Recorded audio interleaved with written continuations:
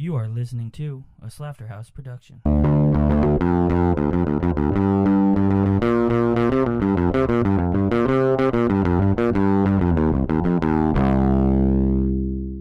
Hello everyone and welcome to an all-new episode of Watchin'. I am your host Max Zell along with my co-host Wilson T. Kirk. And today we will be watching Logan, the 2017 film starring Hugh Jackman, the epic conclusion to his run as Wolverine. So if you want to watch along with us, pop in your copy. For a film with a runtime of 2 hours, 17 minutes, and 23 seconds, we are time-coded at 00:00:00. And we will be starting in 3, 2, 1, now. As the 20th Century Fox logo comes up with the old school logo. That's cool. That's something different about the noir version. Mm-hmm. So maybe they're... Oh, wow. I think we might be watching La La Land. What is this? It is cool. This is the Logan Noir version. Okay, so it's better off if you're watching that version with us.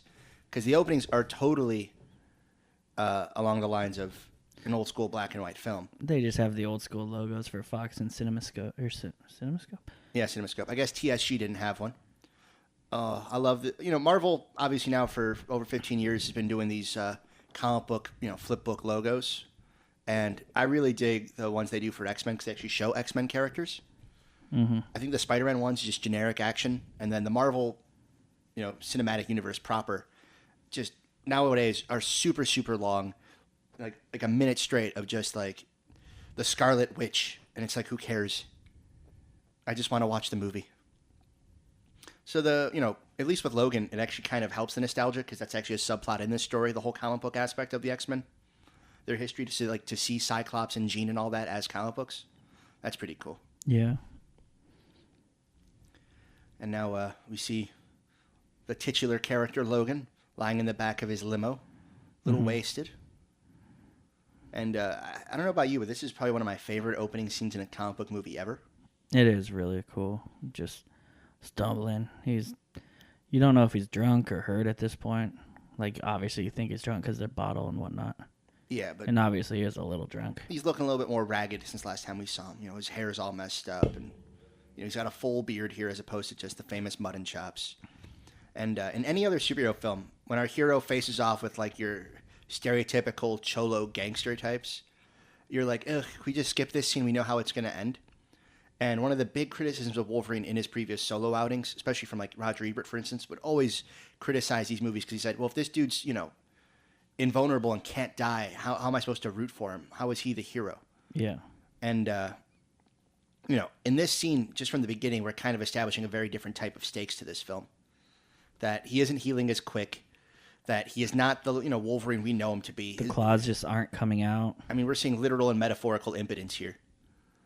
As he's basically just getting his ass kicked by a gang. And every time he gets hit, you're, like, feeling it with him. This film does a better job of showing that even though he can heal from wounds, he does feel pain. Mm-hmm. Like the other films have those cartoonish action where, he's just flying around basically, defying all types of physics. And this film is really kind of grounded, for the most part, in reality, obviously, other than having like mutant powers, until the scene where he kind of, gets that testosterone injection or whatever that was. But for now, we see a guy that's kind of playing with real rules who just happens to have the advantage of these claws. But is feeling punches, is feeling the effects of like alcohol. But when he gets angry, this is like a different type of Popeye freak out. You don't need spinach, you used to fuck with his car. And then he goes, angry on y'all. Yeah, for real. Now, we're watching this, on mute, obviously, with subtitles on. But it's at this moment, as he's kind of walking around to that drunken, like, stagger, as the song they picked for it, Las Mil y Unas Noches, some, Spanish rap song. I think it's like the most beautiful companion to the way he walks, the rhythm of that song, as he kind of like pants and walks at the same time. I don't know. I really love the soundtrack choices in this film, whether it's Jim Croce later on during the gas station scene or Johnny Cash during the credits. And of course, just the score itself by Marco Beltrami is pretty great here. I've been listening to it myself ever since the movie came out. I just want to talk about this car, the 300 concept limousine. Well, let's talk about a little bit the production design here. Because this is a movie that takes place in the near future. Like, this isn't now. It's probably, like, Yeah. what, 15 years from now? Yeah, I would say it's probably around there. But They like, mentioned the year at some point. But, like, you see the billboards are more elaborate video screens yeah, than what we have now. It looks almost like when you drive past Universal Studios, they have this beautiful video screen. yeah, it looks very similar to how we're living now, but just a little off. Just not like a weird, futuristic world. It's just a little new, but still just gritty and dirty. And so far, I can say the black and white is a separate but interesting thing. Watching him push out the bullets Yeah, in black and white is just artistic as hell. yeah, like you definitely the contrast of like the veins, the shadows that the veins are making in his arms and stuff. Like there's a lot of different contrast, black and white contrast, because of this. Yeah, but as far as like the production design, the futuristic production design, so often we see films and TV shows that predict the future, where like everything's just advanced, to such an extreme degree, like Jetsons, of course, flying cars, houses in the clouds, and as we get closer and closer to the futures these movies predicted, it's become obvious that a lot of the improvements that we're seeing are so small by comparison and not the grand scheme of things. It isn't the cures for every disease. Yeah. It isn't like the everything will be a microchip in your head quite yet. But what it is advertising has improved. Like everyone, the video screen billboards, or like we're starting to see more of these electric cars or hybrid cars, like or self-driving trucks or whatever. It's not something that makes the world a better place, and it probably you could just imagine now like news, opinion shows complain about jobs being stolen by machines. It's just kind of funny to me, like to see like these cars are like, oh yeah, that kind of looks like a car now. Just that looks like what a car will look like in 5 years or 10 years. Yeah, definitely. I mean, and you still have like today's cars. Yeah, Like right now, we literally see the concept 300, and then across the road there is the probably this year's Chrysler 300. yeah, and I mean part of it also, I mean like the same way we still see cars from like the late 90s or early 2000s. Like, it's not like they had another Cash for Clunkers in this one, I guess. Yeah. So you see some older cars on the road. But it's also a little more dystopic just because this is a world where, like, mutants are all but eradicated and Xavier kind of had his problems. Is that a Fiat? It is. That looks like a current-day Fiat. It So I guess is, that's their way of yes. saying Fiats last forever. I think I think Fiat's just owned by Chrysler. Ah. I'm pretty sure that Chrysler, Dodge, there's like every car in here is one of them. But even subtle things, too. Like, some cars do look super new. Some look super old. And one of the things I had an issue with, like with Interstellar, for instance, is that when they try to explain their dystopic future, characters are spelling it out so explicitly it's annoying. Mm-hmm. So, like, when McConaughey goes to his daughter's principal's office and she's like, well, she did it again. What did she do? Well, she wrote in the textbooks that the moon landing was, really happened. But as you know, in the year blank, we were all told that it was actually a hoax. It's like, okay, just there's a subtle way of saying it. Your daughter was, scribbling that the moon landing was real again. There's no way we were going to allow that. And then it says everything you need to know. Like this film, we just got introduced to our secondary villain, Boyd Holbrook, as the leader of the Reavers. And he says like, oh, this is like what do you say, like a 20, or he just says like a 19 Chrysler or something. Like he doesn't say 2019. Like he doesn't have to mention this is the future. He just, the same way we talk about cars, like, oh, it's a 98 Honda. Yeah. Like, it's just casual to him. And I like that type of stuff because he doesn't over-explain that we're in the future.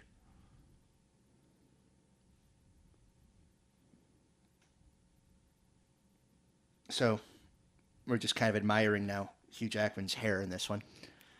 One of the kind of fun running things in these movies for me is just how every time they do one of these movies, it's almost like they don't know how to do his hair. Yeah, for sure. Like that first film, there's like, well, in the comics, it's kind of like, how do you... It's got these like double curls going on. Right, because it looks like horns in the comics, like the same shape as his mask. So to try to replicate that, they just like... It's like they comb back the middle part of his hair, then spike forward the fronts and sides. And it's like this really just unappealing hairdo.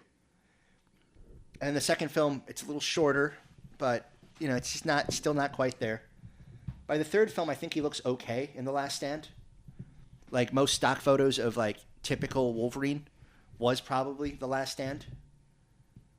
That like you see in like these news articles whenever it's about Hugh Jackman, they aren't about like a specific movie.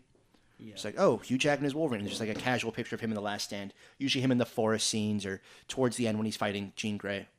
So I'd say that's probably the one that like I don't know, the news media likes the most. But I really thought they nailed the look in X-Men Origins Wolverine. It's just unfortunate the rest of the movie kind of, was not great. Because I thought he really looked the part. I thought Jackman was motivated in that performance.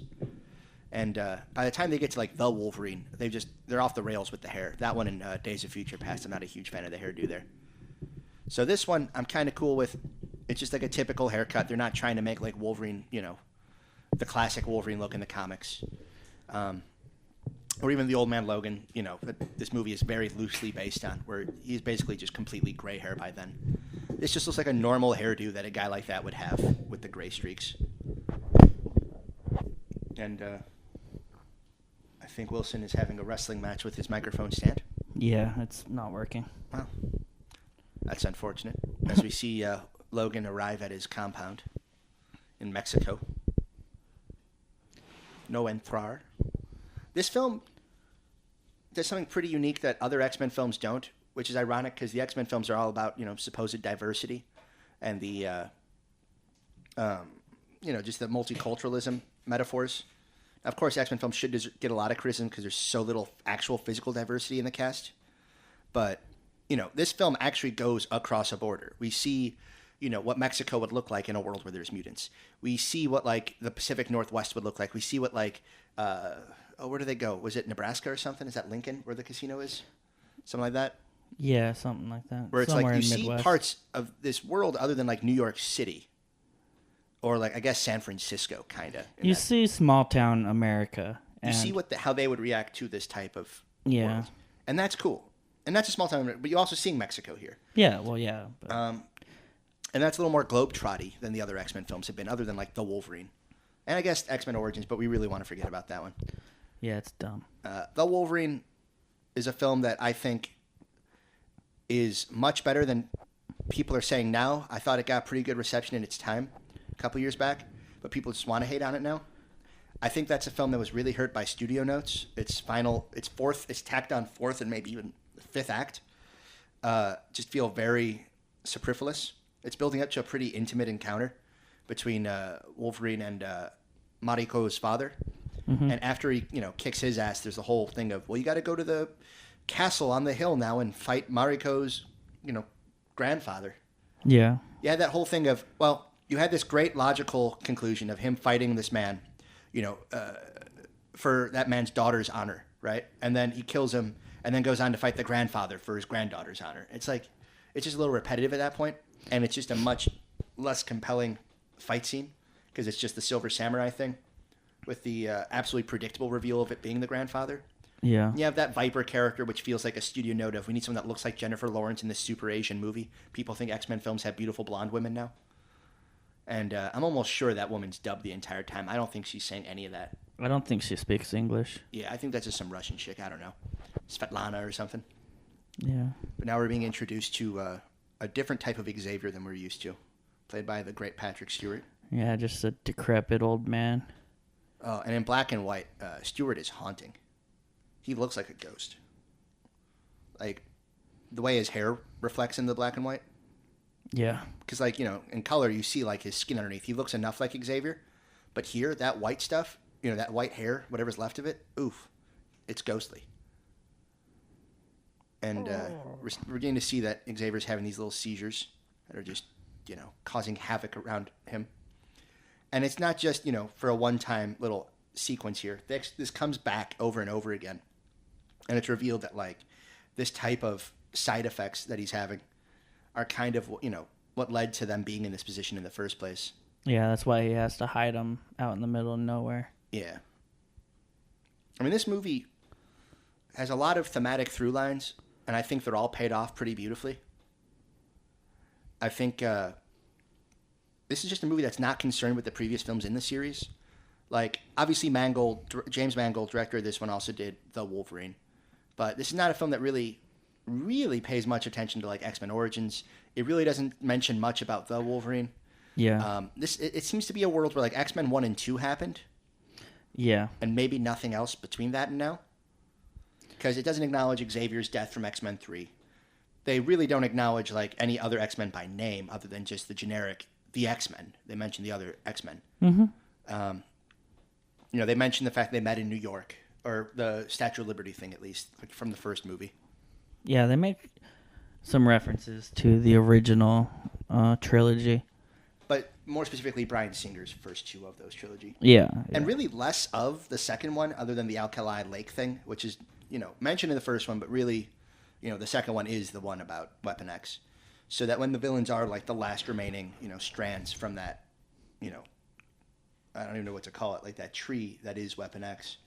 Like, that feels more of a continuation of X-Men 2. Yeah, for sure. I mean, in this world, we don't really need to talk about Logan's past too much, just their relationship.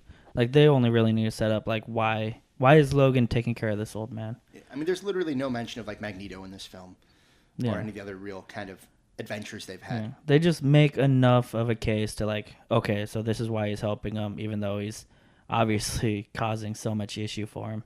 I mean, there's a case to be made if you said, what's the X-Men trilogy? Like, if, you're trying to show us to your kids, like, 10 years from now. Well, maybe not a kid for the point of my example, but I would say it's X-Men 1, X-Men United, and this. Yeah, no, you can't just skip that. I mean, maybe include Days of Future Past. Like, that's the true X-Men 3 as far as Singer might be concerned. I would just say 1, 2, 3 and this. That's all we need to care about. I know, it's just that Last Stand is not, like, that great. I know, but it's just kind of weird. Well, the problem is you can't end that trilogy on the second movie. It's done. Like, but Last Stand kills off Xavier. Kinda, yeah. And it doesn't really acknowledge how he ever came back. He just shows up in the Wolverine, and then it's like, how'd this happen? They never address it. Yeah. So, like, that's another reason I wouldn't want to include The Last Stand. And, Cyclops gets killed off and stuff. So it's like, in this universe where Logan says Xavier killed all the X-Men, you'd have to be alive, obviously. So, like, that's why I think Last Stand just does not count. I think it's X1, X2, maybe Days of Future Past, arguably, but probably not, because we're even saying, New York was the first time I met Statue of Liberty, not the 70s. It sounds more like the 90s or late 90s, 2000, whenever the film came out. Yeah. So I'm thinking, in James Mangold's head, it's X1, X2, and this. I mean, in his heart, there's a little bit of the Wolverine in there. Yeah, I mean, that's about right, but... Yeah, but and there's his samurai sword, so the Wolverine happened. I mean, that, at least the Japan part of it all. He did go there. Yeah, we see the sword. But if you watch The Wolverine, that's a really direct sequel to The Last Stand, weirdly enough. Because it does address the whole him having to kill Jean thing. Yeah. And there's one of the most tremendous shots of the film. Just Logan having to pull out his third claw. Getting blood all over it. One of the things that really kind of made the original X-Men stand out as a serious film, in a world where, like, Batman and Robin and Blank Man were happening, was that, you see the superhero with his super cool powers, the claws coming out in this little cage fighting thing in Canada or whatever. But when he and Rogue are alone, she asks him, like, do you feel it when they come out? And he goes, every time. And, like, early on in X-Men, they set the tone that it is a little more grounded. Whether it's gritty or dark, whatever the, buzzwords are everyone loves to use that we like to make fun of sometimes. Like, at least in the case of Wolverine, sure, he gets all these cool powers and does all these cool things, but he does feel pain. Yeah. And this film really kind of harkens back to that in a way that the other films in between really kind of paid lip service to at best.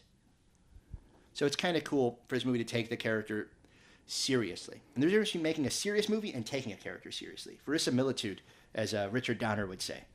Superman is not, the original Superman is not like a serious movie. But they treat everything seriously within the context of the film. Yeah. So, like, when Christopher Nolan hears that and mishears it as, well, it just means everything has to be realistic. Then you have, like, Dark Knight and all that, where just nothing would happen in real life, but they want to pretend it would. But they don't take themselves seriously. I don't think enough. Yeah. And you get weird, awful thematic crap where it's just everything. The dialogue symmetry or parallelism they go for in those. I mean, I don't want to make this about trashing the Dark Knight films, but I just think that, Logan, which of course is produced by the Donner's company, Richard Donner's wife, obviously if she's on a set and she's been on her husband long enough to hear him talk about his beliefs in film, that I'm sure that Richard Donner's, fingerprints are on this film the same way they were on X-Men 1. Where I think this film is a more traditional heir to what Superman started as, starting the superhero boom. And I don't know. The X-Men deserve more credit than pretty much any film franchise for, like, really starting the whole superhero era of blockbuster film. Yeah. Because even though they didn't make as much money as Spider-Man, even though they came after Blade or even like the 80s Batman films. This is an important part of the movie right here, where he sees the bullet. Yeah, we learn that Logan has kept an adamantium bullet, which might be a reference to X-Men Origins. X-Men makes Origins sound cooler. Yeah, it might be, but they also retcon it where it's like, this won't take away his memory, it'll just kill him. Yeah. That's his way out. And that's a way better usage of that bullet than just, plot. I mean, is it really retconning, or is it because he knows how weakened he is? He knows how weakened. Okay, so it can be that. It's not really retconning. He just knows that it won't heal. He won't heal the same way he did back then. And it's implied that he's not healing because there is either the adamantium is poisoning him or there's something else going on. But yeah, they don't really say. I mean, he is just old at this point. He's been around since Civil War. Yeah, forever. I think the implication is that the adamantium in his body is working against his healing factor after all these years. That it's probably at this point been 50 years of having that stuff in him. Yeah. And just so much unnatural damage to his body. There's only so much you can handle. And we don't know. We don't know how toxic this metal is. Yeah. It's not real, so we wouldn't know. Well, I mean, it's like if you lined your entire skeleton with lead, it's like, we know that wouldn't be amazing. Oh, and there's boobs. Gratuitous boobs for the first time in an X-Men movie. Yeah. Unless you count Deadpool. I don't even remember those. I do, because a lot of people criticize that. And they're like, well, that's just superfluous. You're just doing that because they have an R rating for once. Like, no. That's literally the last bit of any sort of sexual pleasure Logan gets as a human being in this world. And it's just that. For a dude that was kind of, not a womanizer, but he's the bad boy, he's the Fonz. Mm-hmm. In the other films, women are not hanging off him, but you could tell they wanted to be with him. Or he'd have a girlfriend in some of the films, like Origins. Yeah. And the Wolverine. I also didn't notice in that when she hands him his phone, yeah. it says 2 passengers. Like he's getting like an Uber thing. Yeah, it's just showing that he's getting screwed over. Like he's not getting paid for what he should be getting paid for. I think that's for this new mission. Oh, okay, maybe that is. But the idea of he puts on the reading glasses. Woman shows him her boobs, and he treats it like, oh, that's funny. Look at kids being like kids. He's not that young guy anymore that'd be like trying to... I mean, I don't think he would ever want to hang out with them, but, he's a father in this Philly. And to go from like that moment where like he brushes off this sexuality thing to then go and he's basically meeting his daughter. I think that's an interesting little miniature transition. And this film is a little bit of a bucket list for him in that it's the last time he'll do a lot of things. So the last time he sees a girl naked, the last time he'll have like a family dinner will be later on in this film. The last time he gets to be young Wolverine after he takes that shot later on. Yeah. So I think the nudity was a little more thought out than some people are giving it credit for. I mean, I don't care if there's a naked woman or not. It could just be a woman, making a pass at him. But I think it all accomplishes the same thing. And I feel like I totally dropped something earlier we were talking about. I don't remember. Well, you mentioned it was an important scene with the bullet thing. The bullet, yeah. Yeah, but there's something before that.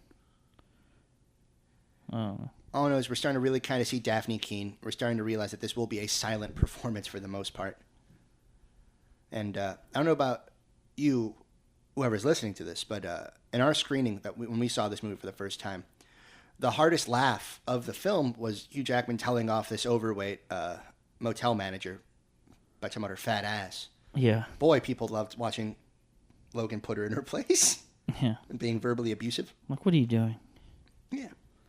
But, I don't know if it's like Save the Cat or whatever, but even when, he's angry, he can't help it be a good guy, helping this woman up, bringing her to her bed. Yeah. And then he sees, like, the medical supplies. He sees that she's a nurse. We learn a little backstory about where this little girl came from. Yeah. And, we didn't even mention that this motel, the Statue of Liberty thing, just the thematic kind of full circleness of it all, as we're looking at an X-Men comic there. With him on the cover. Yeah, that his first story began with the Statue of Liberty. His final story begins with the Statue of Liberty. Which, once again, if you're talking about a franchise that's so obviously, explicitly, deeply rooted in the immigrant's plight, and, Logan, of course, being an immigrant, like my father, an immigrant, he talks about how the Statue of Liberty was his welcome sign. So, and obviously a lot of immigrants have that story. But just the idea of, in a story that was about persecuted minorities coming from other lands, finding refuge in America, but still being the persecuted minority and coming together to form their own community. Mm-hmm. I think it's pretty cool that the Statue of Liberty was used in that way. So Logan is being set up as a traditional anti-hero here. He's going to do the right thing for the wrong reasons because he wants money. Yeah, he definitely doesn't want to deal with issues anymore. Yeah. I mean, he has other worries. He has Xavier to worry about. He has his life with Caliban and that. But, I mean, as the movie goes on, we start to really realize that even he's not an anti-hero. He's the guy that positions himself as one because he's, like, really afraid to be vulnerable because, you know, what happens when people get close to him. But, like, by the end of it, he doesn't want that money. He just wanted to do the right thing because that is who he is. And that comic book is a reminder of that. And his daughter is a reminder of that. Everyone wants to remind him of that he really actually is, like, a good dude.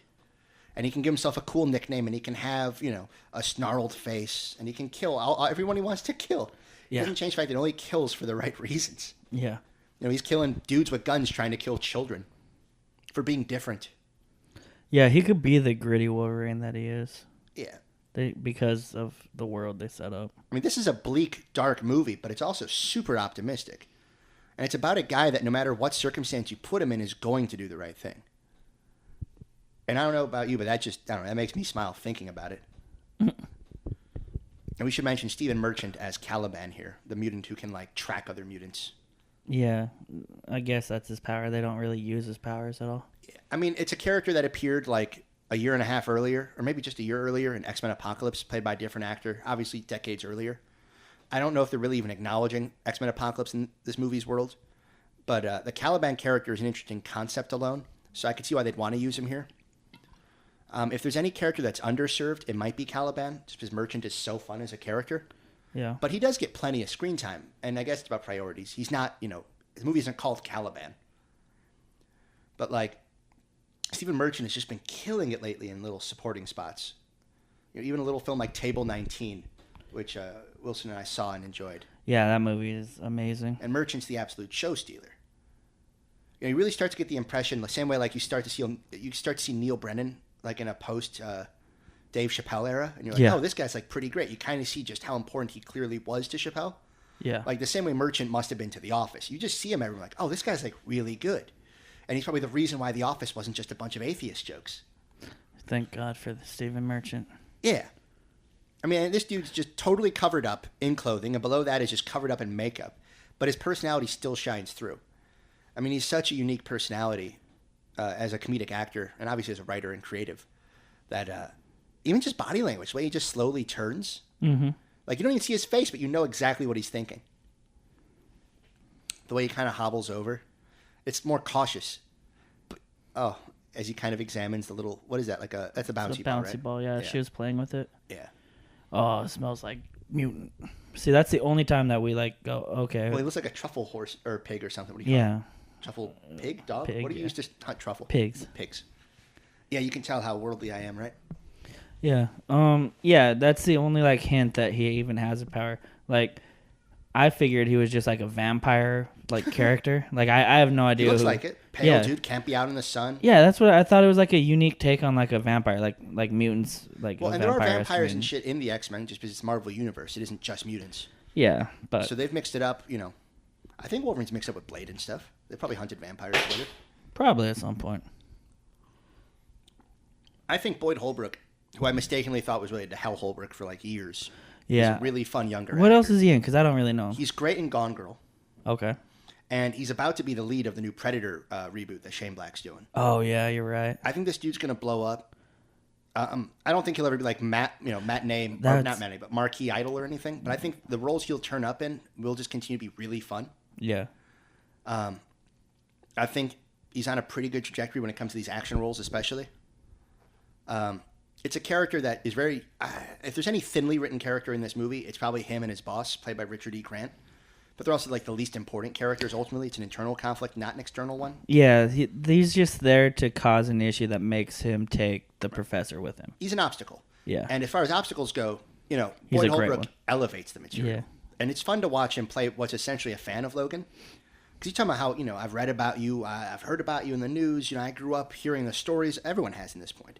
Yeah. And that's the something X-Men also, are the X-Men in this world. Yeah, and that's something that that continues off the Wolverine that I really love, which is the notion that Logan is a myth in a world he lives in.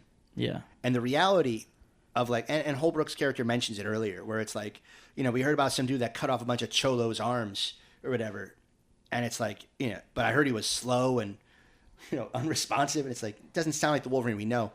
So it's like the idea of perception and reality, myth versus reality. Yeah. So like we see this guy that people know of as this comic book character, this dude that wears a flashy costume and can save the day and can solve any problem. And to see the real guy who's just like retreating into a bottle and just so intimately worried about like his mentor and eventually his daughter, like these small personal issues that people, that he has, that people want him to worry about, the big world-ending issues. That this movie is more intimate in scope than say like The Last Stand is. That it is refreshing to get a plot that's more personal. Yeah, yeah. And it plays more to the Logan character's strength as far as on the page. I'd care more about watching Logan protect what's his than watching Logan be the lead, soldier in a battle he doesn't care about. It's fine if he's like a supporting guy and he's just like the wisecracking dude in the back. Yeah. But this movie series really turned him into the lead character. Yeah, even though he didn't want to be there throughout the entire thing. There was no reason for Wolverine to be Wolverine in the original series. Like The Last Stand, for instance, that should be Cyclops' battle, and it should be him killing the love of his life. But they kill off Cyclops like a bitch in the opening sequence. Yeah, well, Cyclops should have been the hero of the trilogy. Like, he should be the leader of the X-Men like he is. And for people to say, well, he's too square or too boring, I just point at Captain America and those movies and how well they've done with that. And it's the same thing except with laser eyes instead of a shield. He is Captain America. He has the same They're beliefs. He has the same attitude, same look even. I think if done right, there are a few characters more compelling than Cyclops. What happens when you're basically raised by Martin Luther King Jr. and you're expected to inherit his cause and you have to be the leader?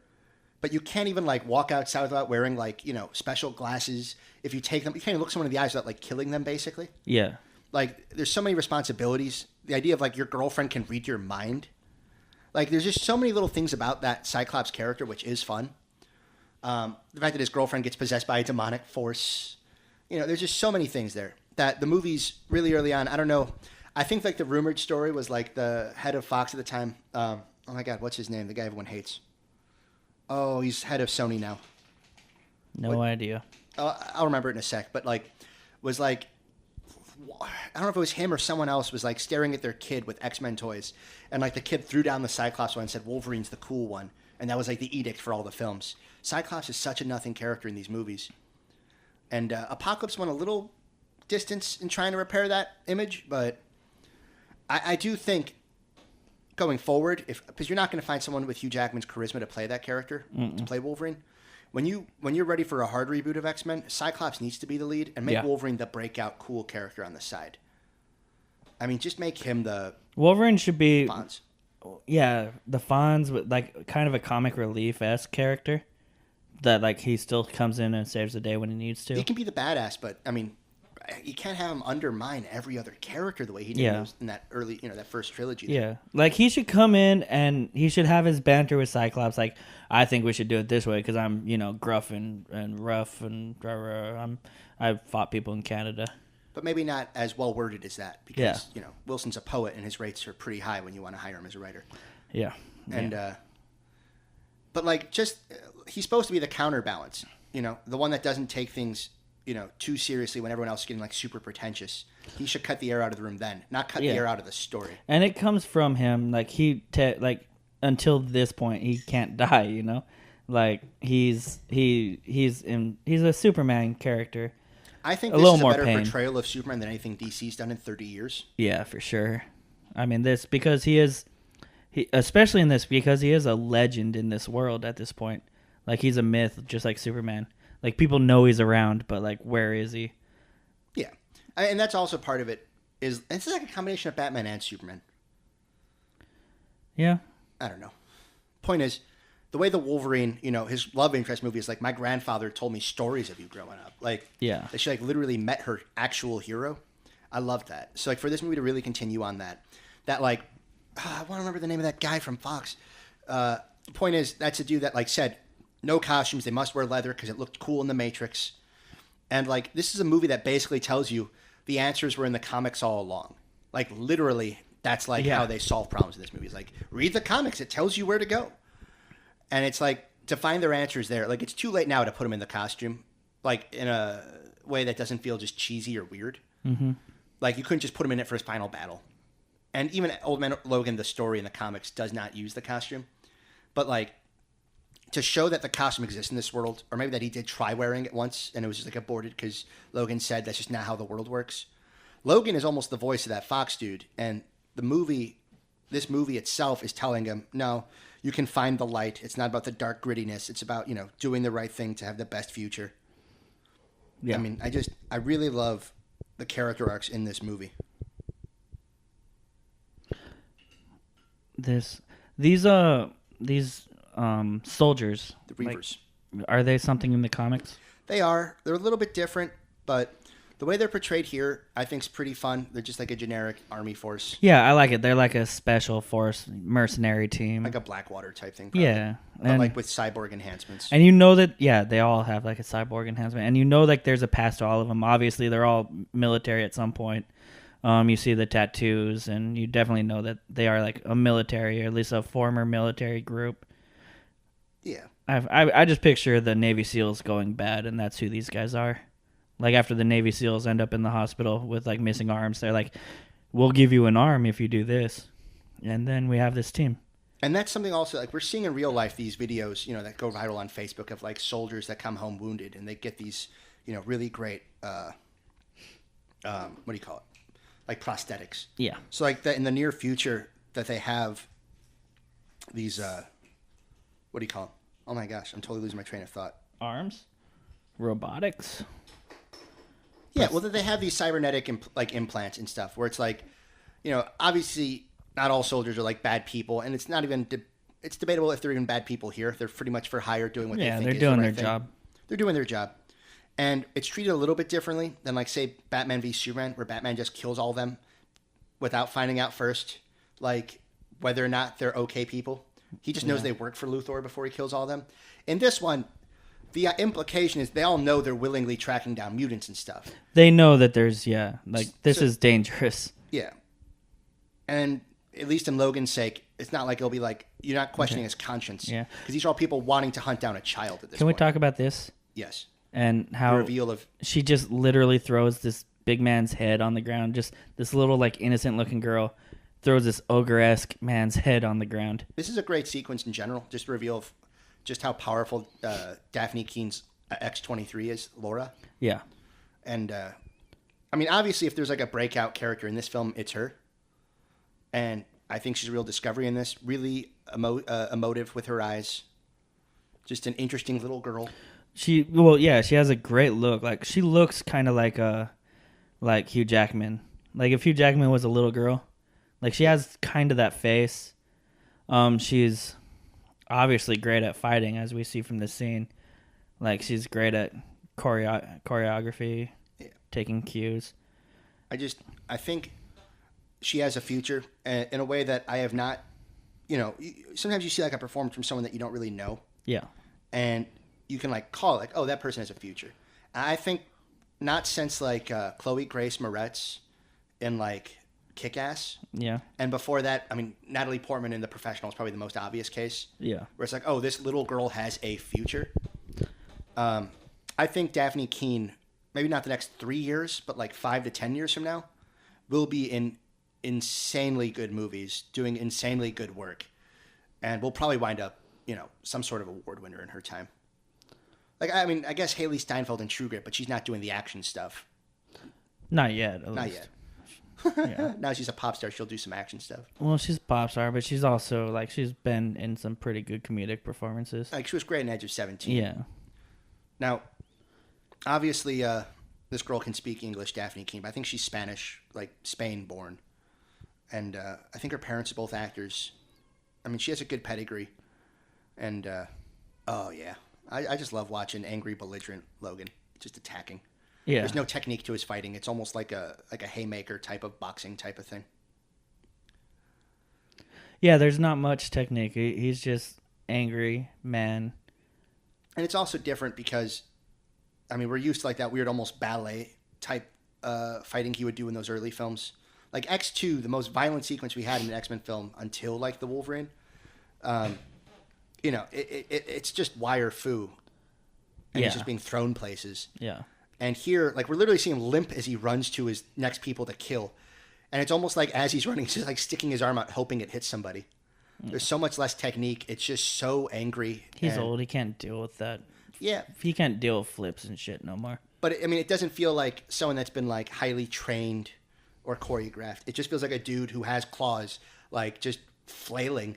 Yeah. And I love it. And obviously, we have all the tricks and stuff with X-23. She's obviously doing some signature moves from the comics and stuff. Yeah. And is this when Logan's like really just now finding out like, oh, she is just like me? Well, and Xavier kind of hammers it home for the fans watching that don't totally get it. Yeah. But no, I mean, we talk about Keen's performance here. I think Patrick Stewart, I mean, this whole film turns in his best performance perhaps ever in film. Yeah. Because it's not like he was doing better work in the Star Trek films. Those were not great. I mean, he might have some like amazing drama film I've never heard of somehow that like was released and he was just killer in it. But I think this is his best performance in a film that I've seen. I mean, one could argue his best work is on television for obvious reasons, or obviously stage. The Shakespeare stuff, I'm guessing, is his most widely regarded, work. But, his work in Star Trek was incredible. And in this film, in Logan, we finally see the payoff for, like, what casting Patrick Stewart as Professor X always could have meant. Yeah. This is what it should have been from the beginning. I mean, in terms of doing right by him as an actor to give him this type of stuff. Because X-Men 1, I rewatched that one recently. And it's like almost any time he speaks out loud, it's with the sole purpose of delivering exposition, like a video game character, like an NPC, instead of just tell you how the world works. And other than the sequence where he plays chess at the end with Magneto, he hardly feels like a character and more like a prop. Yeah, especially when you have Magneto and you have him together. Oh, I love that beat. Two amazing characters that like go way back, and like you don't feel them. Like you don't even feel like Magneto in that movie. Like, I don't know. I mean, and luckily, if there's one thing that like the prequel movies have been doing well, it is the Magneto Xavier dynamic. It does a little more justice to it. McAvoy and Fassbender. Yeah. I don't think. I mean, I think Stewart and McKellen are regarded well enough as a pair, and more people like them for like their real life hijinks together that it helps the films when you're watching. Yeah, definitely. But like when you're watching the films, it's really hard to understand why they would be so close or what made them friends until you watch like the prequel ones. Like you get that they're like really intelligent old people. Yeah, but like in the first movie, you don't more like know rivals, like frenemies. Yeah, you don't feel like they are like you just feel like why do these people hate each other so much? Like the there's second no film though, you don't really reason understand why. Like the second film, do they even have a scene together? I don't even know. I don't know either. I can't remember right now, but like by the time we get to the third film, like Magneto's pissed about Xavier dying, but it's not like Xavier has anything to say about Magneto in that film. We get the opening scene where they're a little bit younger recruiting Jean, which of course gets contradicted by every prequel film that follows. Yeah. As far as you see a bald Xavier walking, and they're still friends in like the 90s. Like it seems like it was like the original trilogy really makes it seem like the split up between them was super recent, after like decades together. Yeah, for sure. But that's a dynamic that changes with every film. So I'm almost glad this film doesn't acknowledge it at all. There's no point in acknowledging Magneto here. No, because it doesn't matter. No. And it's pretty ironic that, like, Magneto is Xavier's, tied at the hip character. Because, like, Magneto seems like the most obvious natural villain for the Wolverine, a guy that's skeleton is metal. Yeah. But, like, and they're great together when they do have to face off against each other, but, like, thematically and story-wise, they have no reason to, like, really be at each other's throats other than one's a good guy, one's a bad guy. Like, Xavier, Magneto, Martin Luther King, Malcolm X, but Wolverine's just the good soldier. So, like, what should mean so much more when you have the guy made of metal versus the guy that manipulates metal, it's just like, oh, you're just watching that. Yeah. So that was something that can never be properly, done in the films. I mean, there's probably a few books that do well by it. But Tom Rothman, that's the guy's name. The Fox shoot, that was bothering me. Point is, by not making this another Xavier and Magneto story that Wolverine's just like a bystander in, it really lets us focus on the dynamic we should care about, and it does recontextualize pretty much Xavier's relationship with other people in this universe. Mm-hmm. Because if Xavier knew Magneto from like the 60s to like, I don't know, 2006, Yeah. that's like 40 years together. But depending on which continuity you have, Xavier at this point in like the 2020s or 2040, is it 2040 or something, whenever it takes place? By that point, he's known Logan since like 2000 or 1975. Yeah. So One or it's the like- other. Yeah, so it's like, that's a long time too. This is probably his oldest friend in the world from Xavier's perspective at this point, because it's the oldest friend that never became his enemy. Yeah. So to see them, it almost lets Wolverine be the default surrogate for Magneto, because Xavier is the one that wants the peaceful solution to everything, and Wolverine is the violent one. So to see this version of the story where Wolverine's the one peacefully taking care of the violent Xavier, you could see a version of the story where it's Magneto finally just living alone with Xavier doing this too, and that'd be an interesting movie, I'm sure. But putting Hugh Jackman in the title role makes a lot more money than Old Man Magneto. Yeah, for sure. We've already seen Old Man Magneto for the last 20 years on film. And now we get really the only thing I can't justify in these films, or in this film specifically, in terms of, I don't think this film has really many weaknesses. This might be one of it. It's just how adept this girl is, this Mexican nurse at editing videos, narrating over footage, getting footage that she would never be allowed to have. I mean, it's the exposition thing. This should have been released as like a web supplement. well, it's exposition and it's product placement. Like, oh yeah, there is a Sony camera. That's weird. Yeah. Sony. I guess Fox doesn't own any. Sony Ericsson. I don't know. Well, we get our Sony first paid reference money to the to villain, make that a Xander Sony film. Rice, who's really less a villain so much as like the last vestige of Weapon X, the last thing Wolverine must cut out of his life before he can make peace with his death. Yeah. I mean, truthfully, the villain is literally and metaphorically himself with the X-24. X-24 represents that side of him that wanted to go to Weapon X. Yeah. That wanted to go to these wars because he had no other idea for what he should be doing with his life and his abilities. So to literally have to face that one last time or to even succumb to it to allow for a peaceful future, I think is pretty cool. Makes me tear up when I watch the ending.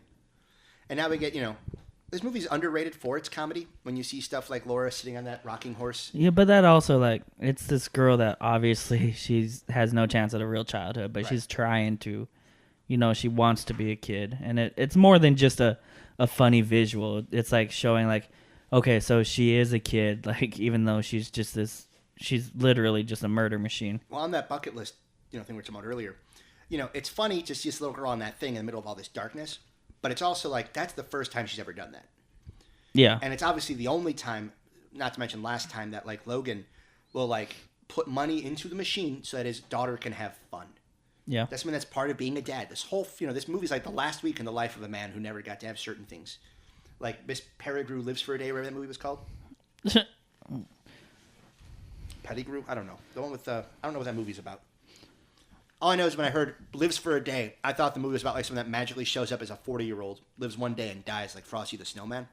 It didn't occur to me it's just someone that had a crappy life that just for one day has a vacation. Yeah, I don't know. Which I don't know if that even is the plot either. I'm just assuming it is because I've had years of thought to reflect on that film's title. I've never seen it.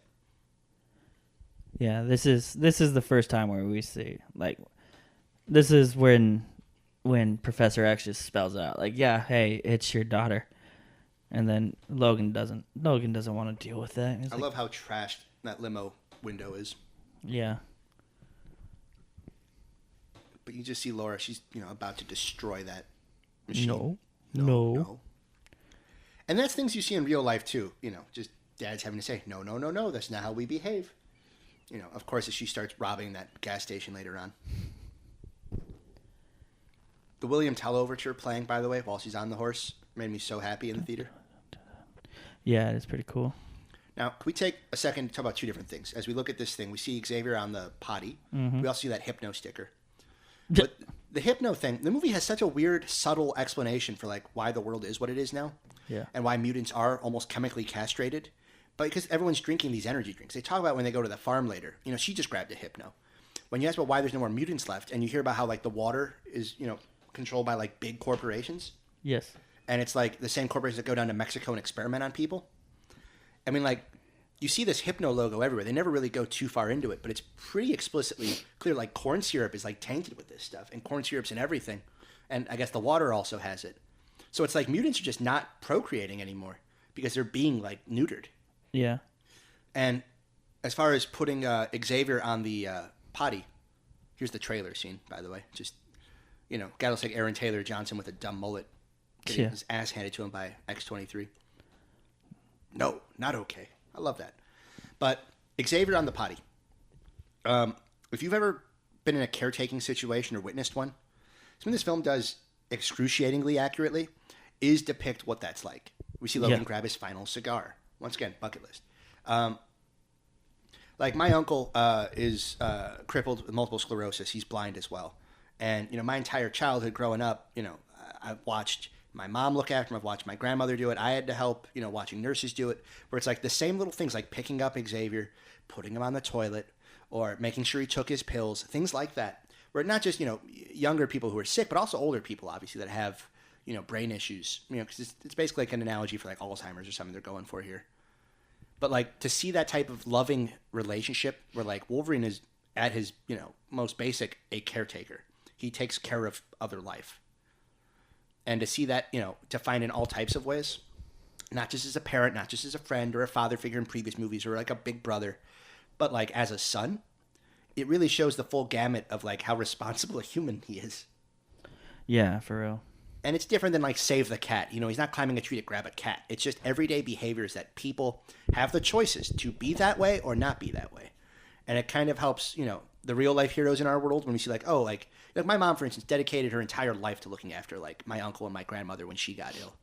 And it's like, those are real heroes, like people who dedicate their lives in the service of others. So they see that like, Hugh Jackman, Logan as a hero isn't just, stopping crazy metal man from poisoning the world, but it also is just looking after people in need of help. I think it's pretty cool. Because it shows that on every level he's a hero in a subtle way. Okay.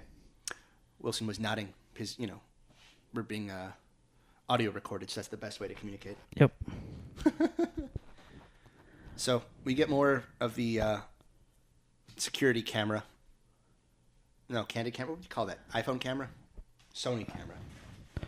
Yeah, I mean, just handheld recording. I mean, she recorded all. There's another way to show this type of scene where it could just be her narration and then we see the flashback.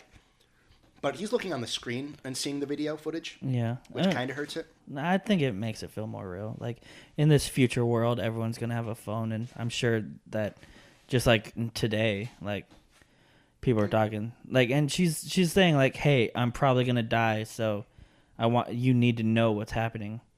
Like, this makes it feel real in this world. I don't think it detracts from it at all. I mean, and because it's in that motel room, it's clear she made it the night she died or the night before or whatever. Yeah. So it's like she must have spent her entire final night while Daphne or Laura was sleeping, just making that video. Yeah. And it gives Wolverine, he's like sitting in the car, just, looking out. Yeah. Was he watching that while driving? No, that was before. Like, it was just parked and he was just resting. It was just like looking out. I do love it. This is like the big city, but it's like Omaha or something. Yeah. Because I thought it was Vegas the first couple times I saw this movie, and I noticed like, oh, they're not even like in Nevada. No, this is like. I think they're in Nebraska. Maybe, I don't know. Branson, Missouri. I don't know where. I have no idea where it would be. Oh, that's a Harris. So. No, that's a Circus right there, isn't it? Nah, I can't. They're definitely not in Vegas. Well, they could be in Reno. They're not in Nevada. How do you know? Because they just showed us. Why would they be in Nebraska, though? Think about it. They're going from El Paso to the Pacific Northwest. Oklahoma. It's Oklahoma City. That was it. Okay. Because they went past Texas. It's Oklahoma. They went past Texas. They went north. Why would they go north from? From Mexico, straight up. They would go northwest. Northwest. Then they go through Texas. Reno would be a perfect middle point. They're not in Reno. I'm just saying, Reno would be a perfect It'd be a great middle middle point. But how do you know they're not in Reno? Because there was a sign that said, welcome to Oklahoma City, that I forgot about. Oh, well, then why didn't we talk about that first? Because I forgot where it was, and I wasn't paying attention because I was eating my quesadilla. my Philly cheesesteak quesadilla from the lovely Coral Cafe. Is that what it's called? Yeah. The Coral Cafe in Burbank, California. Open 24 hours for your dining needs.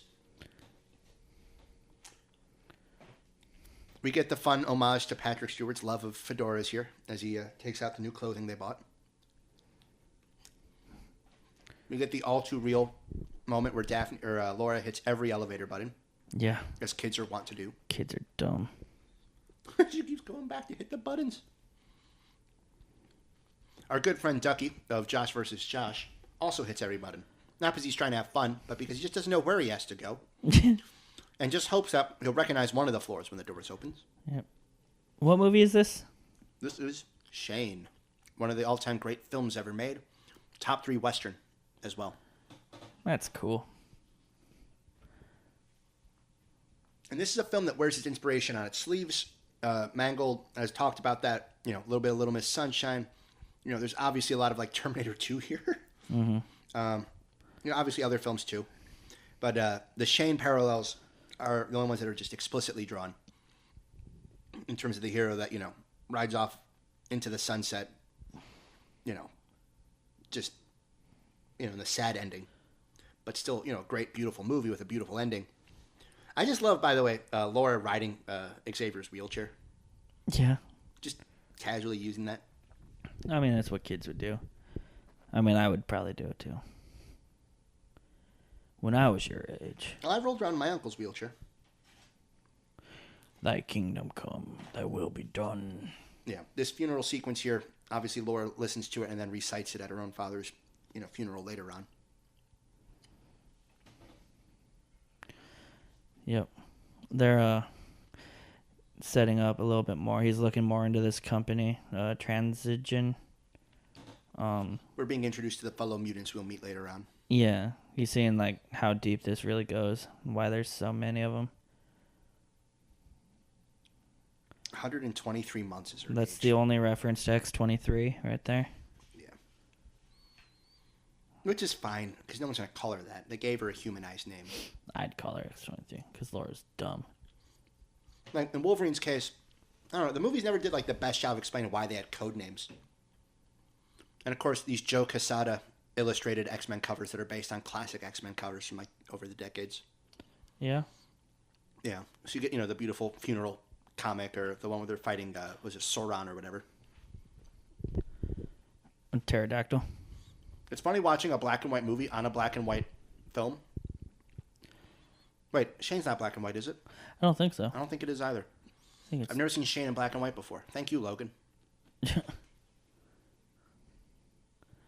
You just think that it's black and white because it's just a Western. Because it's a Western and because we're watching a black and white movie. No, I know for a fact what Shane's clothes look like. So, color-wise. Yeah, they're cowboy colored. Yeah, they're like a yellowish beige. They're like this lid on my rice pudding cup here that I don't have room for after that delicious, delicious quesadilla. That's right, here at Watchin', we love to eat while we watch. But we can't call it, Max and Wilson Eat Snacks because, Mike and Tom already took that. Yeah. Which is a podcast you should listen to. Because Michael Ian Black and Tom Cavanaugh are super funny people. Nah, you don't need to. What? You don't need to listen to them. Oh, it's a shorter podcast most of the time. Yeah, nah. I mean, when you're tired of listening to our 2.5 hour long episodes, Yeah. we pick long movies. Maybe we'll start doing some animated films. Those things run in the 70-minute range. Now we're back at that gas station. Is that a Five Guys in the background? No, it's just a checker pattern. Oh. That was a thing before Five Guys. As we're in this convenience store in black and white, I feel like we're watching Clerks right now. Yeah, for real, huh? Yeah. Oh, man. It'd be amazing, though, if that clerk was like, I wasn't even supposed to be here today. It'd be funny. We got... How we learned that Caliban has been leading these guys to the mutants, to our beloved heroic mutants, but is maybe just purposely delaying a little bit to give them time to move on. Yeah, and then we see Logan trying to get a new car. Obviously the one he has is a little beat. Fellas. He grabs his comics. And I do love, because he goes from here right to a bar. And just, once again, on the checklist thing, we know Logan loves a good drink. And, Uh-oh. he realizes now Xavier needs his medicine. But, of course, doesn't go straight to Xavier. Oh, he has to get a car. Yeah. But even after he gets the car, I guess he has to wait for the paint job or something. Yeah. They're changing the tires or I love this movie supposes vaping will still be around in years from now. Because I assume the next great holocaust will be about vapors. Vapists? What do those jerks prefer to be called? If you vape, I'm sorry. I don't like you. But, horrible people. Trash people. Correct. You're almost as bad as those damn mutants. Yeah. If only Sentinels were around to round up all the vapists. Eden or the end? Maybe Eden is the end. As Logan starts to put together that these coordinates he's been given are out of a comic book. Which, I mean... If he was clever enough, he would have realized they took it from the comic specifically. So if they ever forgot it, they could look at the comic. But whatever. He assumed someone made it up completely. Yeah. Instead of, like, using code correctly. He just assumes it's like kids messing around. Well, he just figures these. And just little things like that on the text says auto taxi. I don't think there's a driver in there. Yeah. That's just cool stuff. You know, the speculative fiction. Just a little future. Like that truck. Some cars don't have grills. Yeah. Some cars don't have grills nowadays. Yeah. It's really weird to see. Oh, no. And for a lot of people, this was the standout sequence. Just the slow motion. Trying to get back to Xavier. But it's just like too much like the Quicksilver scene. There are dummies that say that. This is basically a Quicksilver scene. It is not. It is not the same in any way. Those are meant for comedy, to lighten the mood during the movie's greatest dramatic point. This movie uses the slow motion in a very dramatic sense. That's almost like world-threatening. You're like terrified, and you want him to get back up there and save the day. Yeah. When Quicksilver does it, you play a fun song, and it's just cute to see the stuff he does. There's thousands of people that could die right now. Yeah, and after this scene, we learn, during just from radio, we hear that, like, a similar incident is what led to the mass death of the X-Men. Like, oh, wow. It just basically stated that, like, Xavier killed the X-Men, and Xavier doesn't even realize it. Earlier on when we see Xavier and Logan's got him hostage or whatever, supposedly, Xavier says to him, "What did you do, Logan?" Alluding to the comic book of Old Man Logan, where Logan is the one that, in, like, his Herculean-like, hallucination, kills the rest of the X-Men. But in this movie, we have a different version of it. We get Xavier, just of old age, unable to control his faculties, killing all the X-Men unconsciously. And, Logan, the only one strong enough to survive it, just because of his abilities. So now we get, this really just gruesome sequence where Logan is just stabbing a lot of people in the skull in slow motion as he walks past all the medicine. There's the trailer shot, impaling under the chin, out through the top of the bald skull of that one minion. Logan's just on a kill streak. And you got Laura slowly crawling to Xavier. It's a thrilling sequence. And the combination of the score, the sound design, the mix, and of course, acting and direction, as Logan just starts stabbing people in the hips now because he's not, standing tall enough to hit him in the head. Laura with the assist, handing him that needle. I mean, it kind of visually harkens back to the end of X3, where Logan has to kill Jean while being restrained. Or not even killing Jean. It's the part where they're trying to inject Magneto with the cure. And Magneto's holding Wolverine still. And then, of course, Beast sneaks up from behind. If there is one X-Men character that's been underserved in this overall franchise, it's Beast. I don't think Nicholas Hoult particularly does it justice. But I do think Kelsey Grammer, in his one full appearance and one brief appearance as Beast, truly just, the type of casting that you can only dream of. And in general, that's something the X-Men, the franchise, deserves a lot of credit for, is their really great casting.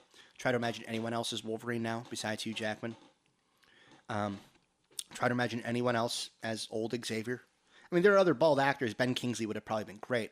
But Stewart has owned this role, even if the performance or if the quality of character written has never been worthy of, the performance he gives anyway. But the X-Men films, until the era we got like Robert Downey as Iron Man, like the X-Men films were the ones that seemed to totally get it right 100% of the time with casting. Yes. For those that couldn't tell, that was Wilson's first chime in a long time. Mm-hmm. He did not go anywhere. He was just doing crunches on the ground because it was that time of day. Yeah, I have to do my... But other future touches like this, we see the fire truck pull up and it has a little spinny... I don't know if that's a future thing. I think that is. It's like a little tweak, like, oh yeah, in the future, there'll be another way. Instead of just writing fire truck backwards on the front of it. No, only ambulances do that. Ambulances do that. I don't know if so that's there's future. The radio where we hear about, this is the first time since New York. Once again, a child doing what a child does, playing with the locks. Mm-hmm. Almost spitefully. And just this scene, it's so real. How long since you took your meds? Take them now. Take them now. Show me your tongue.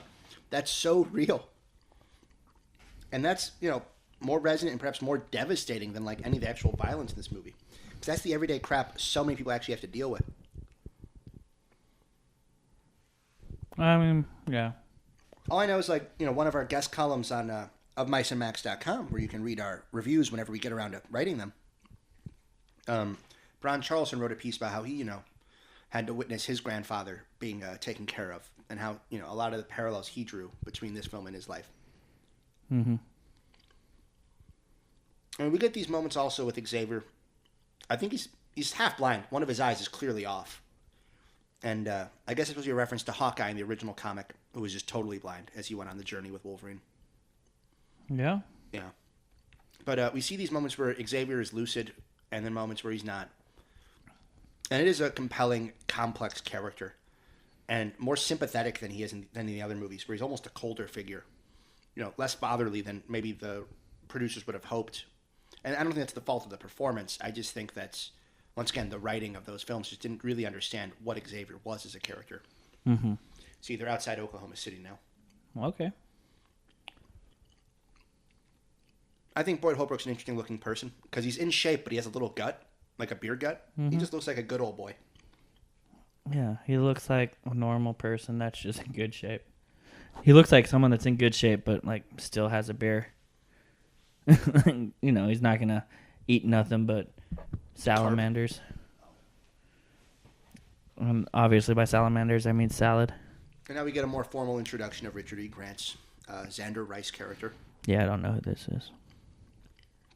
Just some dude who works in the Weapon X type crap. I mean, the end of X-Men Apocalypse all but claimed that like Mr. Sinister would be the villain of this film. And the producers claimed he'd be the villain of this film. And James Mangold said, I don't know what anyone's talking about. We've already made this film. I can tell you he's not in it. I guess he might be in the next X-Men film. They haven't really talked much about it other than it'll be like a Phoenix retread. Yeah.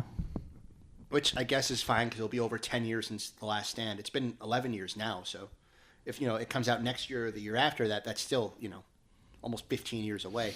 I think the X-Men just needs a hard reboot. Just reset everything.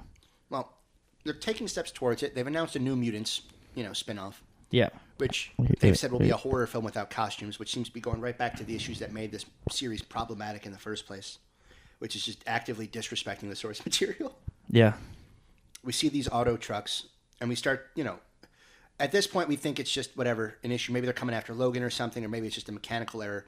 But later on, as we learn more about this farmer family they hang out with, we learn that maybe the big farm industry is trying to mess with them and purposely ran them off the road, and Logan was almost a casualty. Yeah, he was just in the wrong place. Yeah, and I love that little things like that, you can piece it together. Where, the story isn't lesser if you don't figure that out, but if you do, it's just like, oh yeah, duh. But like you see, they were the real victims here. They were. But most people that are watching this at this point just think like, that's why I don't want self-driving trucks on the road. Yeah. Even though that's horrible, technophobia is gonna destroy the world. Fuck you, Black Mirror. Yes. But just seeing once again the bucket list thing. We're about to get the last family dinner thing, hanging out with other people, normal people who don't discriminate against them for being mutants. They don't really know. They don't. Yeah, they don't know until. But the idea of being in company of normal humans and not that being the topic of conversation. Yes. The way that, if there was a scene in an earlier film and there wasn't, where like Xavier and Logan are having dinner with like random people, it would be entirely about, well, mutants. I don't know, man. Should they be allowed in our country? Like, it'd be, on the nose political commentary. And you can do on the nose political stuff like Supergirl did in season 2. I mean, it doesn't mean it will be bad. But the X-Men franchise never handled the political stuff well. No, not at all. It was always too on the nose. I mean, X-Men Days of Future Past with, didn't you know Kennedy was one of us? Like, that whole thing is just, ugh. Why do you think they tried killing him? What was it? The second one where the guy who, like, is trying to kill the mutants, like, just becomes a mutant at the beginning, then dies? That's the first one. Oh, it's the first one? Yeah, Senator Kelly. Yeah. As you know, I haven't watched the X-Men films in a long time. I do not care to watch them again. This one I love because obviously this is more than a superhero movie. Anyone who's seen this movie that's not a superhero fan, like me kind of, I'm very particular on what I like about superhero movies. We'll say that this is more than a superhero movie. This is what superhero movies need to be moving forward. Well, it's a Western, it's a noir film. It's a dystopic movie. I mean, it really mashes up a lot of genres, all while simultaneously being a superhero story. Mm-hmm. And I think it really balances that all really skillfully. I think James Mangold's one of the more underrated directors out there in general. If you watch stuff like Copland or especially Walk the Line, 3:10 to Yuma, and just going off, just for the record, I am a huge fan of X-Men 1. I've liked it more over the years. And yeah, the final battle sequence is just pitifully poorly choreographed and staged. Mm-hmm. In a post-Matrix world, and Toad is just distractingly bad. As he like hops weird and does it almost like a minstrel show. Like, it's really bad. And but the rest of the movie's pretty fantastic, I think, for what it is. It's not a perfect line-for-line adaptation of an X-Men story, the way that Spider-Man 2 is a perfect adaptation of Spider-Man No More. And, Iron Man just being a great general origin story. Mm-hmm. But I think X2 is as great as everyone remembers it being. There's some things that are dated about it. I mean, Wolverine's hair does not look great in that one either. And that's almost distracting. But it's a fun story. And it does have the funny, it's on the nose, but the one time the on the nose stuff worked is when Iceman's mom says to him, like, have you ever tried not being a mutant? Which is just a fun little gay analogy. Yeah. As the X-Men franchise went from being a metaphor for being like a, Holocaust survivor to then being like either a black person or a gay person. Yeah. I mean, really, it started off as a specific thing and became a more generic, any persecuted minority thing, which is for the better. Because, there's a reason why X-Men was the biggest comic book in the world for decades. The family of books, at least. And it wasn't just because Wolverine's cool. It's because the themes did resonate with people. Mm-hmm. The outcasts, the nerds, the fat kid, the Jew, the gay, the tranny. You're not allowed to say that. The transgendered person. I'm using slurs because that's what the bad guy would say. I don't believe that. I don't discriminate. I don't think. Unless, of course, you vape. In that case, I believe you should have your own separate water fountain. And vapists should sit in the back of the bus. All you vapists out there. All you sick vapists out there. This is not a joke, by the way. I don't vape like secretly or anything. This is not like something where I'm making fun of myself. I don't vape because I have morals and ethics and a strict personal code I adhere to. I'd rather you're one of those sickening cocaine users than vape in my face. Ugh, I just don't like smoke that smells like cotton candy. It's not healthy. It's not real. Like, if you're going to smoke around me, just smoke cigarettes. They smell better. And I'd rather just be around your cigarette smoke, quite honestly. But as I sit here eating this gluten-free Cozy Shack brand rice pudding cup, I can't help but wonder if there is rice pudding flavored vape. Probably. It's called e-juice.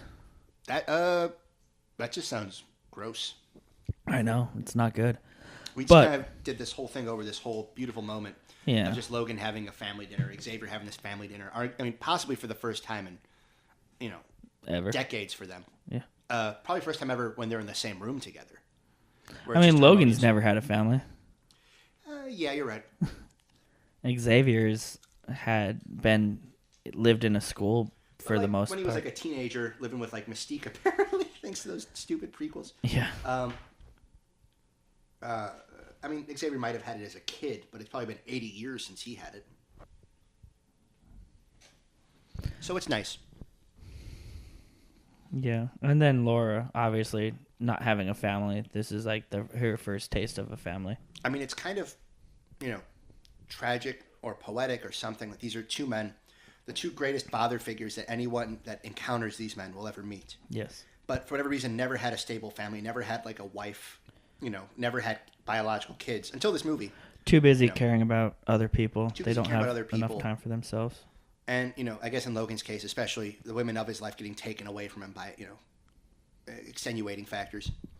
But, like, to actually finally give Logan a real child here, and Xavier becoming the de facto, grandfather in the situation, it's the closing to, like, true stability they've had in a way that, obviously Xavier had all his kids at the school.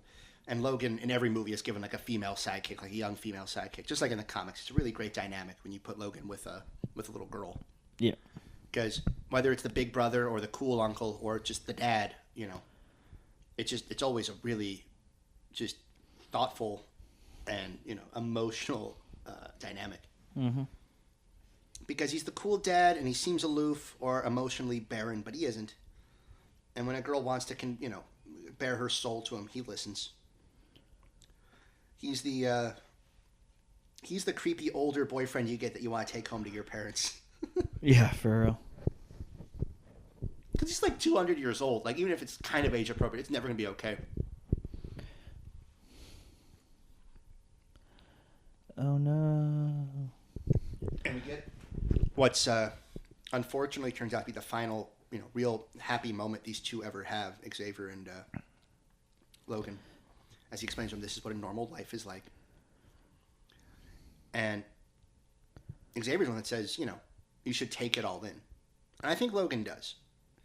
I think he's one of those guys that does take in moments. He doesn't take things for granted just because of the life he's led. And I just think it's, fascinating that, like, it's almost like they're acknowledging that this last week has been, like, great. And while Xavier tries to elaborate more on that later to X-24, it's nice that they at least have this moment of peaceful kind of, discussion. Yeah, yeah.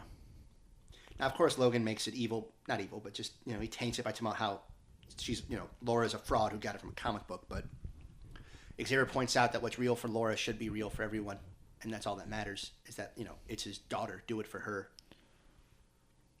So, I mean, I love the kind of debate that's being had here about why you do the things you do. And Logan just keeps wanting to, like, pay lip service to being this anti-hero, but he just isn't. Yeah, and here they are. They're talking about the beverage company buying all the corn. Yeah. And, I mean, but I'll also just find that Logan's the one that volunteered to come out and help, with this deed. One thing, he's a good guy. And people just so often misunderstand what an anti-hero is. Or what a traditional hero is. Logan's a hero. Like you were saying, this is what it's about, it just seems like typical exposition or just, regular, boring discussion. Yeah. But it shows more. It's like deeper. It's great world building. Especially in a world where we're going to get a next 23 movie. I mean, obviously Laura's going to become a huge character. She's going to live up to her father's name at some point. And legacy. Legacy, that's what I meant. So obviously, like, they're setting up this world for what X-23 is going to deal with. Now, the good people over at CinemaSins that Wilson hates like to point out, unrealistic child bedrooms. And I noticed this desk has 2 different desk lights. There's another lamp on that bookshelf. There are just lamps everywhere. Yeah, there are. I don't know about you, but how many lamps do you have in your room? There are. You have 1 in the corner. Yeah. In my room, I have 1 in the corner. Most people don't have 2 lamps on the same desk and then just more throughout the room. But the rest of the room, pretty abundant evidence that it's a boy's bedroom. You see the sports trophies, you see the cool posters. Yes. I don't know whose idea it was to give this black kid like an Abraham Lincoln poster. I don't know if that's something that all black kids have. But it feels kind of like something like a white dude would write, going, well, I guess who's a black person look up to? I guess the white savior. The guy who gave him freedom. Like, I mean, it's not like, I guess it's not like weird, but it's also, I don't know. Black listeners, may I address you collectively and ask, Do you have posters of Abraham Lincoln? As a Jew, I do not have a poster of Moses in my room. I don't have a poster of any U.S. president. Then again, none of them ever gave me, freedom. So maybe it's worth having the poster of. He's on my license plate still. I mean, I'm from Illinois, so at least I have that. What? Half of him is on your license plate. That's true. As these plates go more into the future, they keep removing more and more of Lincoln from it. Went from being center framed to now being on the left side. Next thing you know, Lincoln will be completely out of it, and then Obama will be on the right side of the frame. Yeah, just half of Obama just sneaking in. And then 20 years from now, it'll just be Obama center frame. It'll be amazing. But then, with a run-in at the last second, it's just Reagan. Just Reagan. Bye-bye, Obama. Just pushes him out of the way. Yeah. Was Logan's shirt black in the color version? I could have sworn there was a white shirt. He takes off the white shirt, and that's the shirt underneath. I just know there being a black shirt. Oh, there it goes. Black shirt's off. Now he's on wife beater. Yeah. A shirt, as I think the PC way to call him now. It is an A shirt. But, which is just weird. I don't understand A shirt. I guess because it's the first shirt you put on. Now let me ask you this: has anyone more famously worn A shirts than Hugh Jackman as Wolverine in popular media? Every one of these movies, he's wearing that shirt. That's his signature shirt. Yeah, I mean, obviously he wears a tank top. If you see ripped guy in white A shirt and blue jeans, who do you think of? I think of Wolverine. That is his costume. Yeah, I'm thinking like a village person, maybe. A village person. The Native American or the police chief? The construction worker, obviously. Oh. The point is, no, we never get the yellow and blue spandex with the black tiger stripes along the sides. No. But as far as having a defined look, I mean, the A shirt, wife beater, whatever else you want to call it, undershirt, and blue jeans is the Wolverine look of the film franchise. Yeah. And it's a great look. Jackman rocks it. I also love his body type in this movie. It's a thicker body than he usually has. It's definitely like an older person. It's an older person. Like, I don't know how he works out to get these different bodies, but like obviously this one is extremely lean muscle. Yeah, like his traps aren't out to his ears the way they were in X-Men Origins. Yeah, but he's still not as like cut in the midsection. Like he has a dad bod. Like it's a wider midsection. Yeah, too. like it's definitely like it's not a V. Yeah, he's not cutting the abs as much. Obviously he's extremely lean and in way better shape than I'll probably ever be. But if you guys are just listening to the podcast, you don't know, but I make Hugh Jackman look like a fat bitch. I am just ripped, and Fox, if you're looking for a replacement, just give me a call. Just pay for my hair transplant, and I'll be your Wolverine. And you know what? Just give me one of those 300 spray tans with the abs. Yes. And I wish I was in as good a shape as Hugh Jackman at his worst. Yeah. I'll take awkward, gangly, fat teenage Hugh Jackman and still look How better. old is Hugh Jackman now? He's got to be about 50. I would imagine. Yeah, he is in great shape for his age. He's in great shape for any age. Now we get the tragic scene in our introduction to X-24 as he kills Xavier, who's explaining this is the most perfect night he's had in a long time. I've had so much fun. This is an emotional scene, and there are people that cried in this movie, especially during the ending, and there are people that said, "How could you cry at the end of this movie? How do you have any sort of emotional connection to these films?"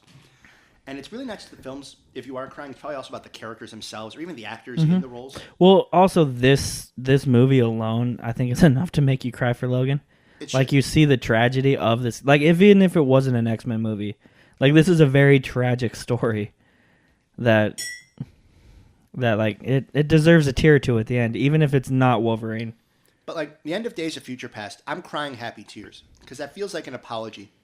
On behalf of Bryan Singer for like ever leaving the franchise. Yeah. It feels like you stuck through this franchise at that point for 14 years. Here's the happy ending Wolverine and you the fan deserves.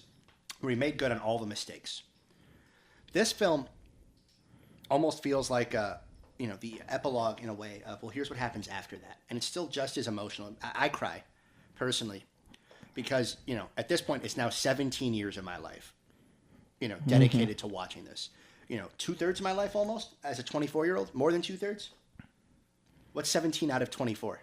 A lot. A lot. Most of your life, yes. Yeah. That's that's almost 3/4 of my life, huh? Is that Hugh Jackman? Like, do they do CGI on his face or anything? Or I don't know if they de-aged him or if they just filmed him separately in better shape.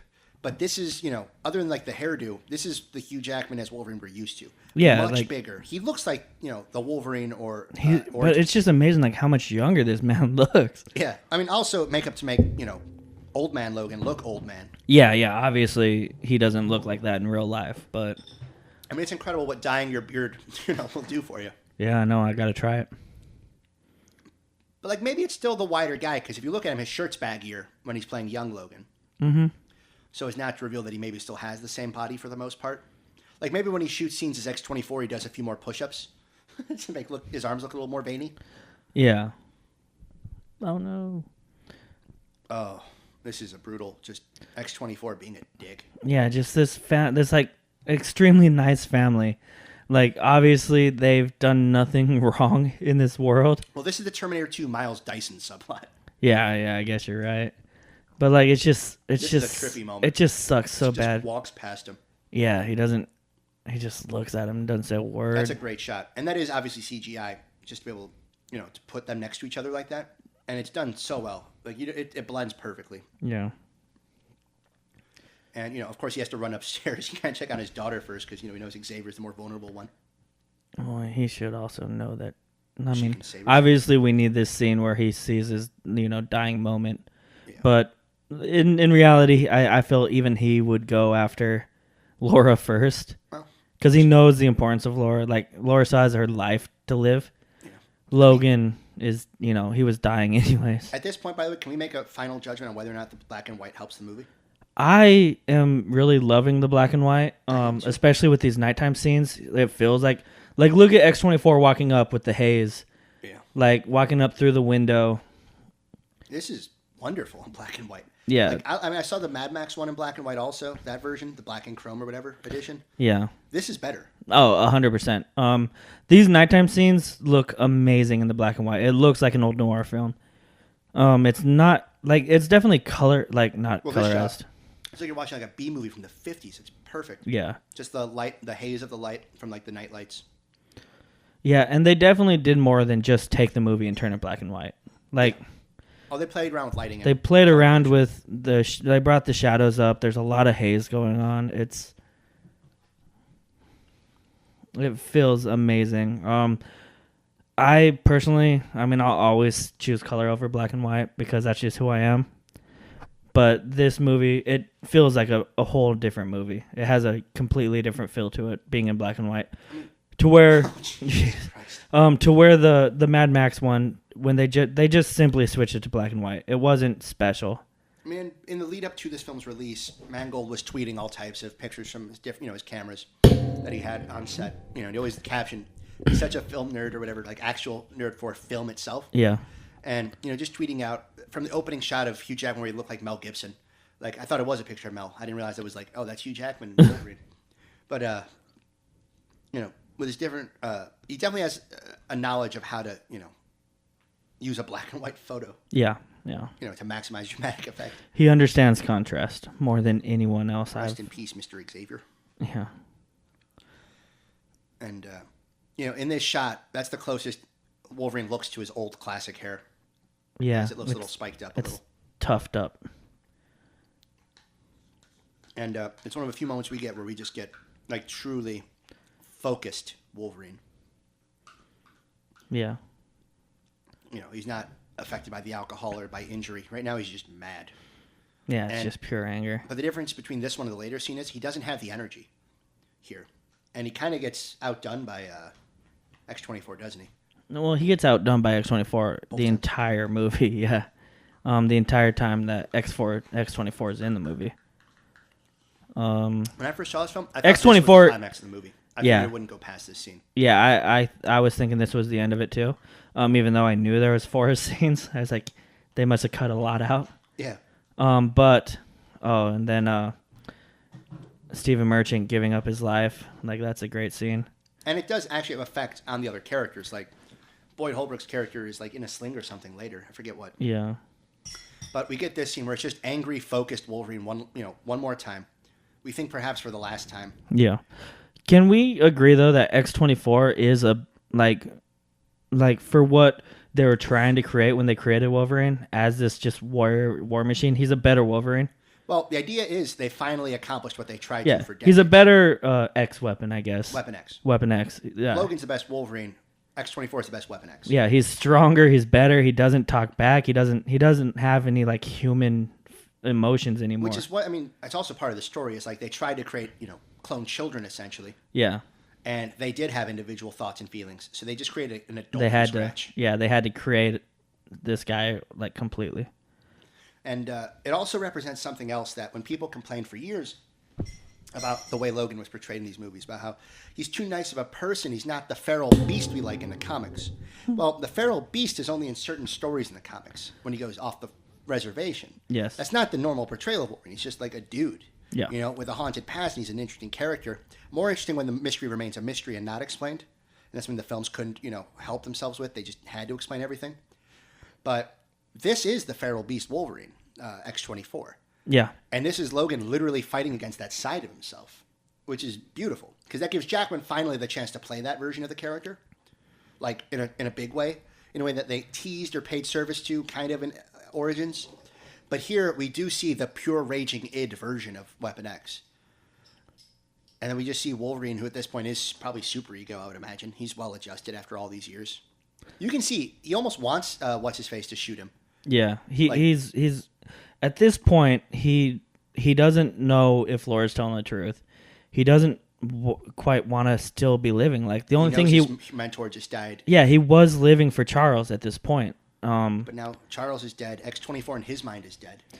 Yeah, and he's gonna go talk to Laura, and he right now he decides to help Laura, not for Laura. He decides to help Laura for Charles. That's what Charles wanted. Yeah.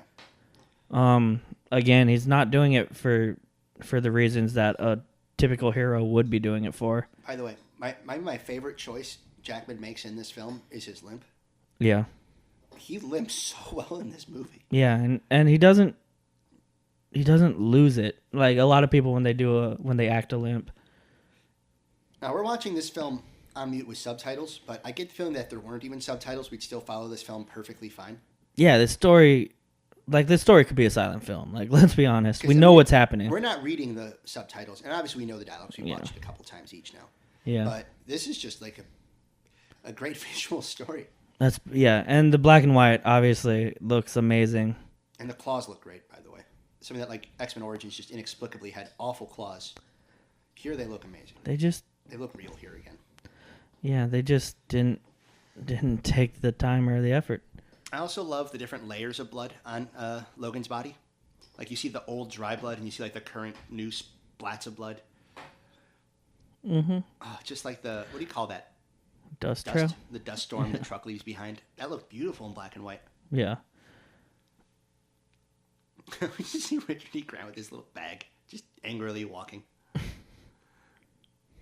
But no, X-24, one, it gives Hugh a chance to tell movie audiences, no, I don't actually look like old man Logan. Please don't say I got old. Yeah, because I honestly forgot that Hugh Jackman looks incredible. Still looks incredible, yeah. Because after watching this movie, like oh, that effect looks great in black and white. Yeah, like that is who you think Hugh Jackman is. It's not until you see him at an awards show later on in the year you're like, oh yeah. Oh, and he's lost all the muscle mass by that point. Yeah, he's still a great looking guy. Yeah, I mean, here's the iconic shot of just Laura bloody hands. Yeah, she got the knuckles that are bloody from either her blood or other people. But with the sunglasses on, and just Logan in the back, the seat, just ugh. And then here's the just somber burial sequence of Xavier. You see, it's a little bit lakeside. We know that, like, Logan even says, that's his entire eulogy. Well, he's got water. And you're like, well, why there? Why there? And you realize that the truck broke down, and that's just the closest place they could find. Yeah. And that's what bothers Logan most, is that he couldn't do better for his mentor, his friend, his father. The only person that dedicated an entire life to, like, looking after him, basically. Yeah, a guy who has saved him on multiple occasions from himself. It's got water, and oh my God, I love the dialogue in this movie. I love the monologue in this movie. I love every bit of writing in this movie. It's pretty good. And there's the shot from the trailer also. Yeah. Laura grabs his arm. Yeah, not his hand, his not wrist. a handhold. Yeah. Well, that's the poster. That's the Schindler's List poster they made. Yeah, but like that's kind of an odd place for her to grab his hand. I don't know why they chose that. I don't know. I don't have a daughter. Maybe she grabbed me by the wrist. It just doesn't seem like a natural place that. I mean, obviously she's been inside of this asylum basically, but I think hand holding is one of those universal things that you don't have to be told to understand. That's how it works. It's just kind of genetic. Yeah. Who wants to start up the truck again, but it's not going to work. And that truck's old even by our standards today. It's funny. No, it's a pretty new truck. Well, it says like a 2008. No. No? You think that's 2015, 16? 2015, 2016, yeah. The front end on that truck is definitely new. What do you say, sir? It's old and beat up at this point. Okay. But yeah, that's a pretty new truck. Yeah. All right. That front end, that's definitely a newer front end. And here's one of the more well-done sequences in the film. Is just watching Logan beat the crap out of his truck angrily with a shovel and pass out in a blind fury. Now, some reviews for this film, as Laura sees the fisherman abandon his truck, some reviews are like, I can't imagine what Laura did to that poor old fisherman to get that truck. And it's like, she just stole it. Yeah, she just jumped in the truck and ran away. Like, she didn't kill anyone. I don't know why people just assume that. Like, that's the whole point of showing the guy leave the truck. Yeah, but people assume it because, like, obviously we've seen her throw a head onto the ground. Yeah. I mean... I want to call that number on the side of that one. And again, she doesn't have normal human-esque feelings at this point. She kind of gets them later on. But she's still the weapon that they created. Like, she doesn't learn how to be a human. Last time Logan woke up in a hospital in the Wolverine, it was like a pet hospital. Oh, yeah. Or it was a veterinarian in training, and it was like the lobby of a hotel or something in Japan. Mm-hmm. The point is, he wakes up in interesting clinics. You know, any I like this with idea. A cowboy tie. I like this idea with the doctor's like, I've never met one of you before. I've always wanted to. Yeah. And oh, that's gruesome makeup on his abs. Yeah, it's pretty good slices. Oof. And we just seen that it's not healing. And you see all these scars on his body, these bullet holes, these like scar tissue, the scratches across his shoulder. Which like look great in black, white. It definitely, the contrast brings it out quite a bit. But you see these like, look at his chest, like how scarred his chest is. It's just years and years of just being abused. That soft tissue regeneration isn't quite there. Yeah, like we see that this entire like his regenerative abilities have been fading for a long time. But we're like, this is the first time, like now we see he's not healing. Like his stomach is cut open, widely cut open.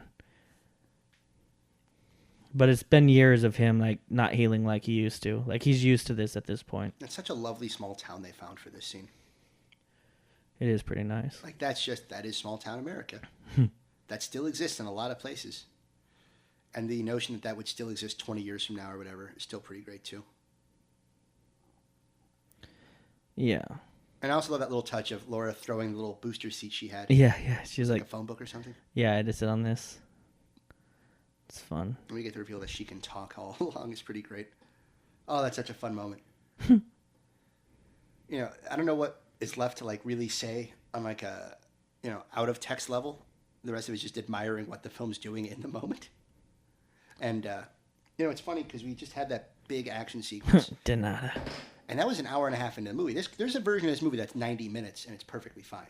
Yeah. Oh, yeah. That movie could have ended right there. But we have another. I mean, 40 to go. Laura's story wouldn't have been wrapped up, but right, yeah. Laura's wouldn't have been, but you know.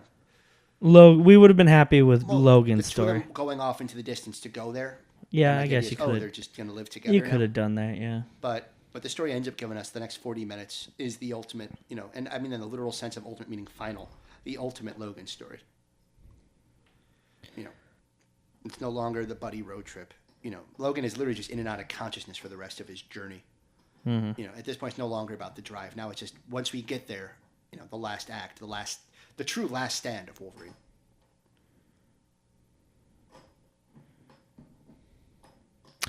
Oh, such a fun sequence. I've seen it, okay? And I love the little ad for Catch Wrestling on the back cover. That's so true to comic books. It's just awkward, weird wrestling ads. And do you want to be a wrestler? Do you want to look like one of these big superheroes yourself? Just, paid advertisement. Also the Sea Monkeys were the other famous one. All these kids bought Sea Monkeys in the 60s because of just dumb ads. Oh, yeah, for sure. South Park, of course, had the best spoof of that with the Sea Men that you can buy. So Cartman mixed the Sea Men with the Sea Monkeys. Created a brand new race.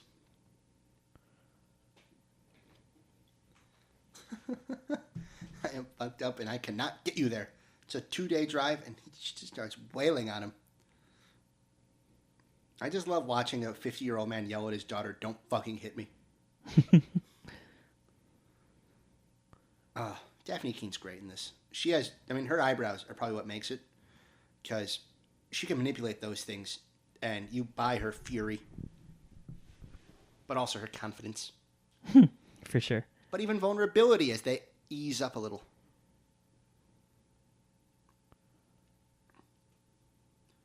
This movie just gives me so much everything I've ever wanted from a Wolverine story on film.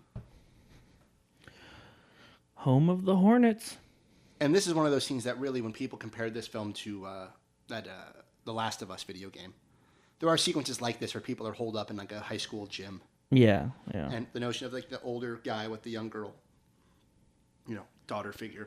Yeah, I could see correlations to it, but... But Last of Us was not the first to do it either. No, definitely not. And, obviously people think of like, this movie was jokingly called The Children of X-Men. Another one of the fun kind of, inspirations the movie takes, note from. Yeah. I love this scene, just watching Holbrook like work on his mechanical arm. Yeah, he's fixing himself. Like he just knows the maintenance stuff. He's a smart man. We know he's not a dumb person. Yeah. And he's also a detective. Like he's a great guy. And now he knows where they're going. I do think that he's gonna be a huge star here soon. Yeah, and I hope Predators does. Or it's not going to be called Predator. I think it's called The Predator or something.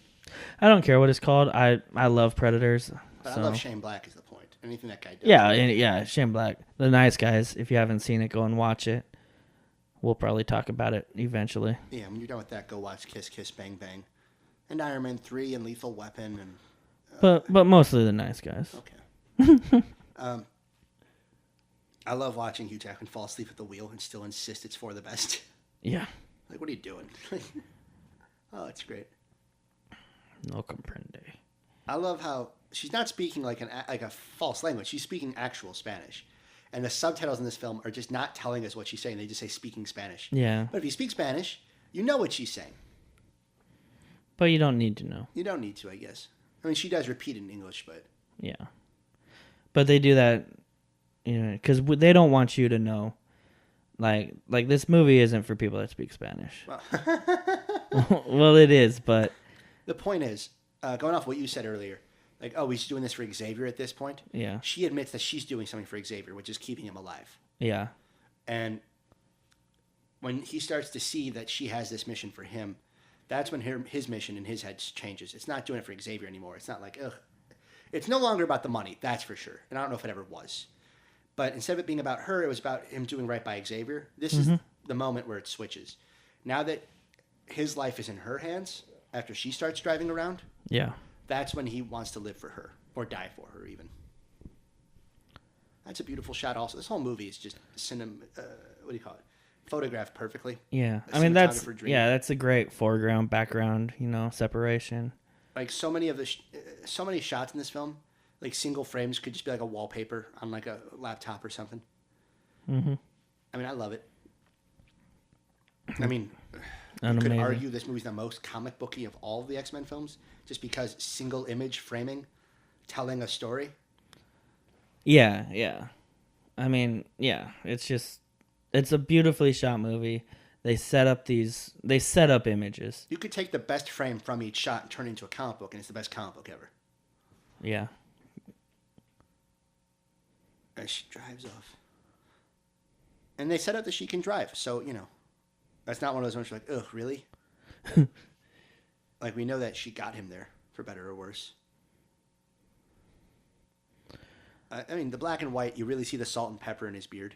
Yeah, yeah. They definitely played with the... His hair looks older, too. He just looks older. The hair looks lighter in the sun. He almost felt blondish in some shots in the colored version. Yeah, I mean, right there he kind of feels blondish, too, though. Yeah. Like, you know it's gray and black, but, like, The lighting. Yeah, the lighting. It's hard with the sun. The sun washes out any color anyway, so it's kind of... This looks like the only scene where it's, like, kind of... Like, oh, yeah, this was a color film. They went black and white. Because there's just so much. Those clouds look great. The mountains look great. The hair is the only thing that suffers in the transfer when it goes to black and white. Is that during daytime? Yeah, the sun washes it out.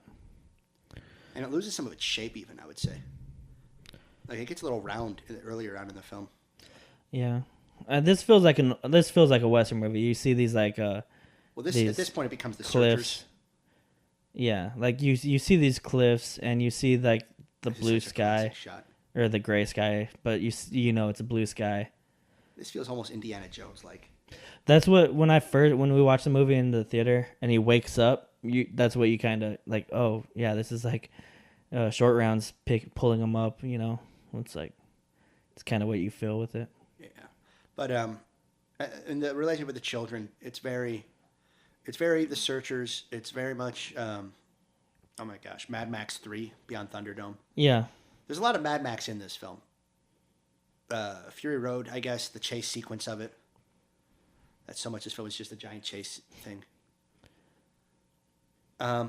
People complain about the new mutants in this film, the younger mutants, not getting enough time or exposure or development as characters, but they're not characters, they're props. Yeah, I'm sure they will come into play later on. But do you want 20 minutes of this film dedicated to who these people are? No, it's this, an hour and 40 minutes in this film. This is, I mean, the movie's called Logan. It's his story.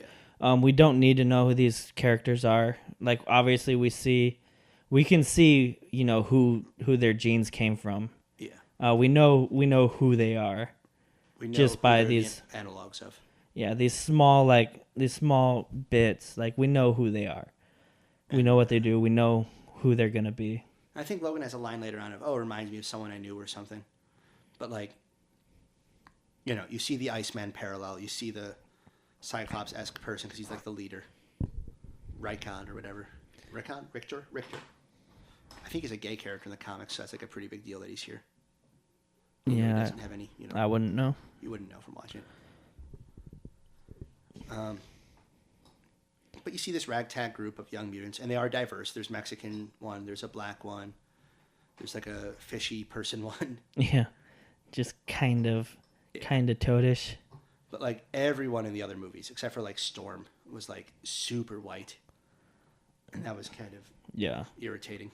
Yeah, there was no diversity when X-Men started. Like these films that are metaphors for like, you know, race relations and stuff continue to just be metaphor only. Yeah. Like, by the time you get to Jubilee... Yeah, even on the bad guy side, there really wasn't much diversity. Yeah. By the time you get to, like, Jubilee and X-Men Apocalypse, I don't think she has, like, 3 lines of dialogue, and she's never mentioned by name, which is just tragic for such a popular character. Yeah. I don't know much about the comic books of X-Men, but I know the name Jubilee. You know from the 90s cartoon. You know that she, like, throws sparks and, you know, stuff like that. Wears the yellow jacket. Yeah, you know who Jubilee is, even if you... Yeah, the cartoon from the 90s... I think she was a character in the video game that I used to play on Sega. Old man. You see that Laura took his bullet. Yeah. That shot looks great in black and white. That looks really old. Old Hollywood. Yeah. It's just dreamy.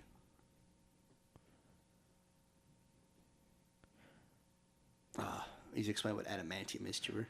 I'm pretty sure that's just a blank. I mean, probably. The crinkled tip is because there's no actual bullet in it. They just crinkle the cartridge. Well, if it's a crinkled tip, then I have a blank in my between my legs. I don't know. I didn't want to go through with that joke, but there's no way I could drop it and you guys not know what I was talking about. So I finished it for your sake. I'm glad they're reminding us that this bullet exists. You would have forgotten. I mean, you would have until it came into play, but... I mean, it really telegraphs the ending now. That will come back one more time. Well, we know 24 is alive. We know... You think it'll kill him. Yeah. Obviously, But the thing is, you think they'll kill him before they kill Logan. Yeah. It doesn't. I'm thinking, like, at this point, the first time watching it, I'm like, is Logan just going to kill himself at the end? But, yeah. He lets them go and then kills himself. Yeah, and then he's like, along. okay, I have nothing to do now. My life is over. You want him to be a dad, but he's Wolverine. I don't think he'd ever be a dad. And she takes the bullet again. It's almost like a hot potato thing. You got to pay attention to who has the bullet at any given moment. Because then when the final sequence happens and X-24 shows up, you're like, oh, adamantium bullet. I think they just showed Bobby, the little black boy, with the horse that she had earlier in the film. Like, she gave it to him. Yeah. Drones. This is a cool drone. Like, it's definitely a futuristic drone, but, like, it's something that could be around today. And here's the most fan servicey moment of the whole movie. It's just giving him back the old hairdo. The mutton chops. Yeah, the kids are just playing with him. This feels very Hook. Yeah, it does. The Lost Boys. It's fun, though. And he already looks younger to us just by seeing him more clean-shaven. Yeah, it looks like they cut out a lot of the gray. Yeah. God, these kids are creepy in black and white. It's like a horror film or something. I wouldn't mind a movie with them. Like a Lost Boys-esque movie. One thing I was kind of hoping when he takes the drug later is that like his hair goes, to his old color and stuff. Yeah. Like he just looks like full that would be too much. I mean, I guess it would work with his, what his body does, but like when he shows up and it's just like, oh, it's 2006 Wolverine again. Yeah, that would be too much for me. Plus, we'd see him and 24 together, and that just wouldn't look right. He still has that limp. I love it. But like, as far as like a going out in a blaze of glory type thing, if he was perfect one last time for however short it was, and then like you start to see this version of Logan come back. Yeah, I mean, but this is Mad Max. But again. Still, like he's old man Logan. Like we don't need to see him get young. Yeah. He puts on the shirt. Oh. What up? I think Daphne Keene's great.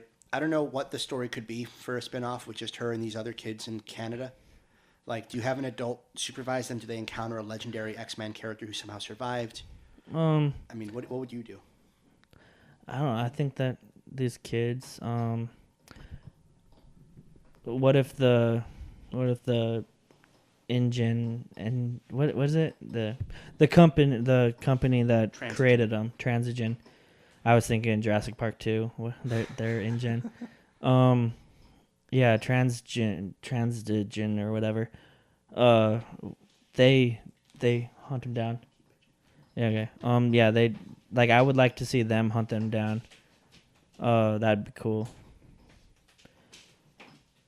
And now, we see Logan. He's chatting, just doing his thing. This is just cool right here. Laura. Ooh, a little fireside chat, a little campfire scene. We get to see these kids be kids. That's fun. Right before like everything goes to shit here in a little bit. It's nice. It's nice to see kids be kids, have fun. And now, hey, what's going on? This is a fun moment too, and an important one, because you kind of get them putting it all on Front Street. She thinks he's not a real dad. He doesn't really have the heart to admit, like, he's doing it for all the right reasons. He still has that kind of, rebel streak in him that wants to say, I never asked for this. But he doesn't have to ask for it. This is the type of stuff he craves. Yeah. I mean, I think he prefers this to being a limo driver. Some small part of him that goes through the lifestyle he's had. But still, he's done with this life. He doesn't want to do this. And it's more like he's trying to rationalize to himself, not her, that he can leave because he knows he's dying. Yeah. Like, when he says, you got your Rickon and your Victor, or Victor and, whatever, he's saying, because I suck at this. He's not saying this because he hates her. He's saying that because he is afraid that she'll get hurt because of him. Yeah. And that's, profound and beautiful. And she doesn't care. She just wants to see the person she grew up reading about in comics being told that's your dad. And to see the real thing. Once again, it so helps the themes of this movie, the perception, versus reality. But, like, seeing him rise to the occasion and become that comic book character one more time. And save all these children. That's his legacy. Yeah. It's not, a blue costume. It's that, because of him, these children will live. He has to fight. It's such a beautiful and redemptive arc. He has slept so much at the end of this movie. Well, I don't know if you know this, but like people who are like dying of severe blood loss and trauma and stuff, they're kind of in and out of consciousness a lot. Yeah. Like this is like basically 3 or 4 days that he's been there at this point. Because they're waiting for everyone else to show up at the camp. And of course, that's a fun little thing. You see, don't take this all at once, which is almost international code for he's going to take this all at once. Unless, of course, that's like the climax is he shows up on the stuff and he like loses the ability. They're like, haha, you took it all, didn't you? And he goes, nope, I read the directions. Puts it in one more time and then just wins the day. But that wouldn't be as dramatically exciting. No. Oh, drones. So many drones. I do love how far away they were and that he spent so much of like the last of that like, steroid fuel just like sprinting there. Yeah, he spent so much time getting that's like, probably what, a dozen miles? I think how many hours of head start they had on him. Like how far away do you think that is as he's looking through that telescope? Miles. For sure, miles. And how fast do you think he runs that? Like 20 minutes? Oh. He's Wolverine. We need cough buttons. I forgot I was coughing right into the mic. I'm sorry, guys.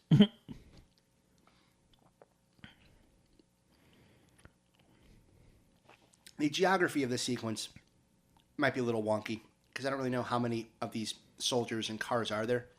We know they start first. Then, Wolverine comes running, takes the thing, and then someone else finds the empty vial and brings it to, Xander Rice. So you're like, okay, was there someone behind Wolverine that came and found it, or did someone turn around? Like, what was happening there? It doesn't ultimately matter. I think they're like coming from different directions. They probably are. Yeah. Searching the forest for these kids. Yeah. Obviously a drone flew over Wolverine when he noticed them. So one of them might have sent a soldier to go look for him, and they found that. So obviously they're not showing it, but you can pretty much figure it out. Yeah. Or it doesn't matter at all. It really doesn't matter.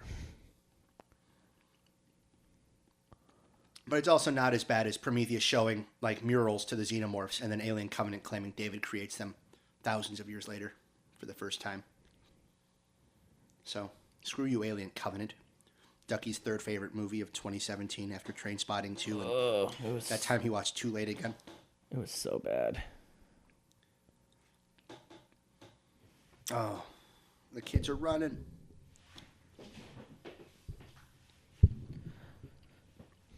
So, I guess I'll just keep talking. What? I was moving so it wouldn't have that squeaking. We kind of see the Iceman power in a brutal way here. In the form of a little girl just destroying someone's arm, shattering it. Oh. Don't worry, just get a robot one. Yeah. It's easier to like hate these guys because they're going after children. It's less of, aren't they just following orders because they're told, mutants are the bad guys? Yeah. It's easier to empathize with the kids when you see them. They are being attacked. Grown men are attacking children. And yeah, having robot parts makes them scarier because we've all seen RoboCop and sympathize with Kurtwood Smith. Yeah. These effects look great. For a movie that took a little bit of a budget cut to have that R rating. Mm-hmm. And not just look great, but the execution in terms of portrayal in a way that like the original X-Men films, really went out of their way to like not do right. Like especially Iceman, it wasn't until like I don't think it was until Days of Future Past where like they finally show him on the ice bridge that he made for himself. Oh, yeah. And here we go. Here's one more last breath of young Logan as he's doing his physics-defying leaps and the weird, controlled slashes. Yeah. This is the Wolverine we all know. Yeah. So he's been Logan the whole time. This is Wolverine. Yeah. Everything that, like, Zack Snyder wishes Batman v Superman incorporated from Dark Knight Returns and failed to do, this movie actually gets right.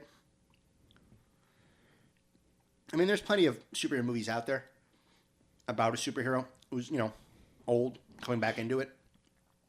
Or just movies in general about that type of thing. Unforgiven, obviously, is the biggest example I can think of. While I still think Unforgiven's a better movie, I would call this the superhero equivalent of Unforgiven. Okay. And now I just want to watch Unforgiven. That will be a future episode. That's a film textbook on screen, and we need to watch that. But Logan, to me, represents the best that superhero cinema has to offer.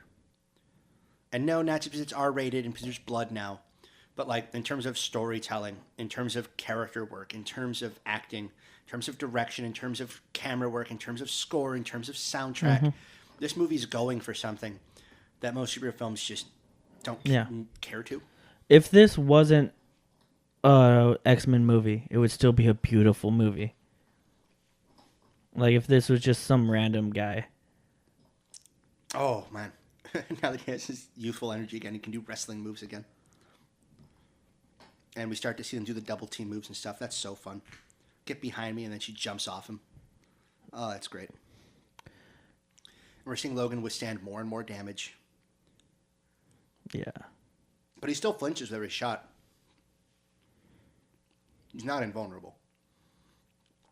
And healing is different than invulnerability.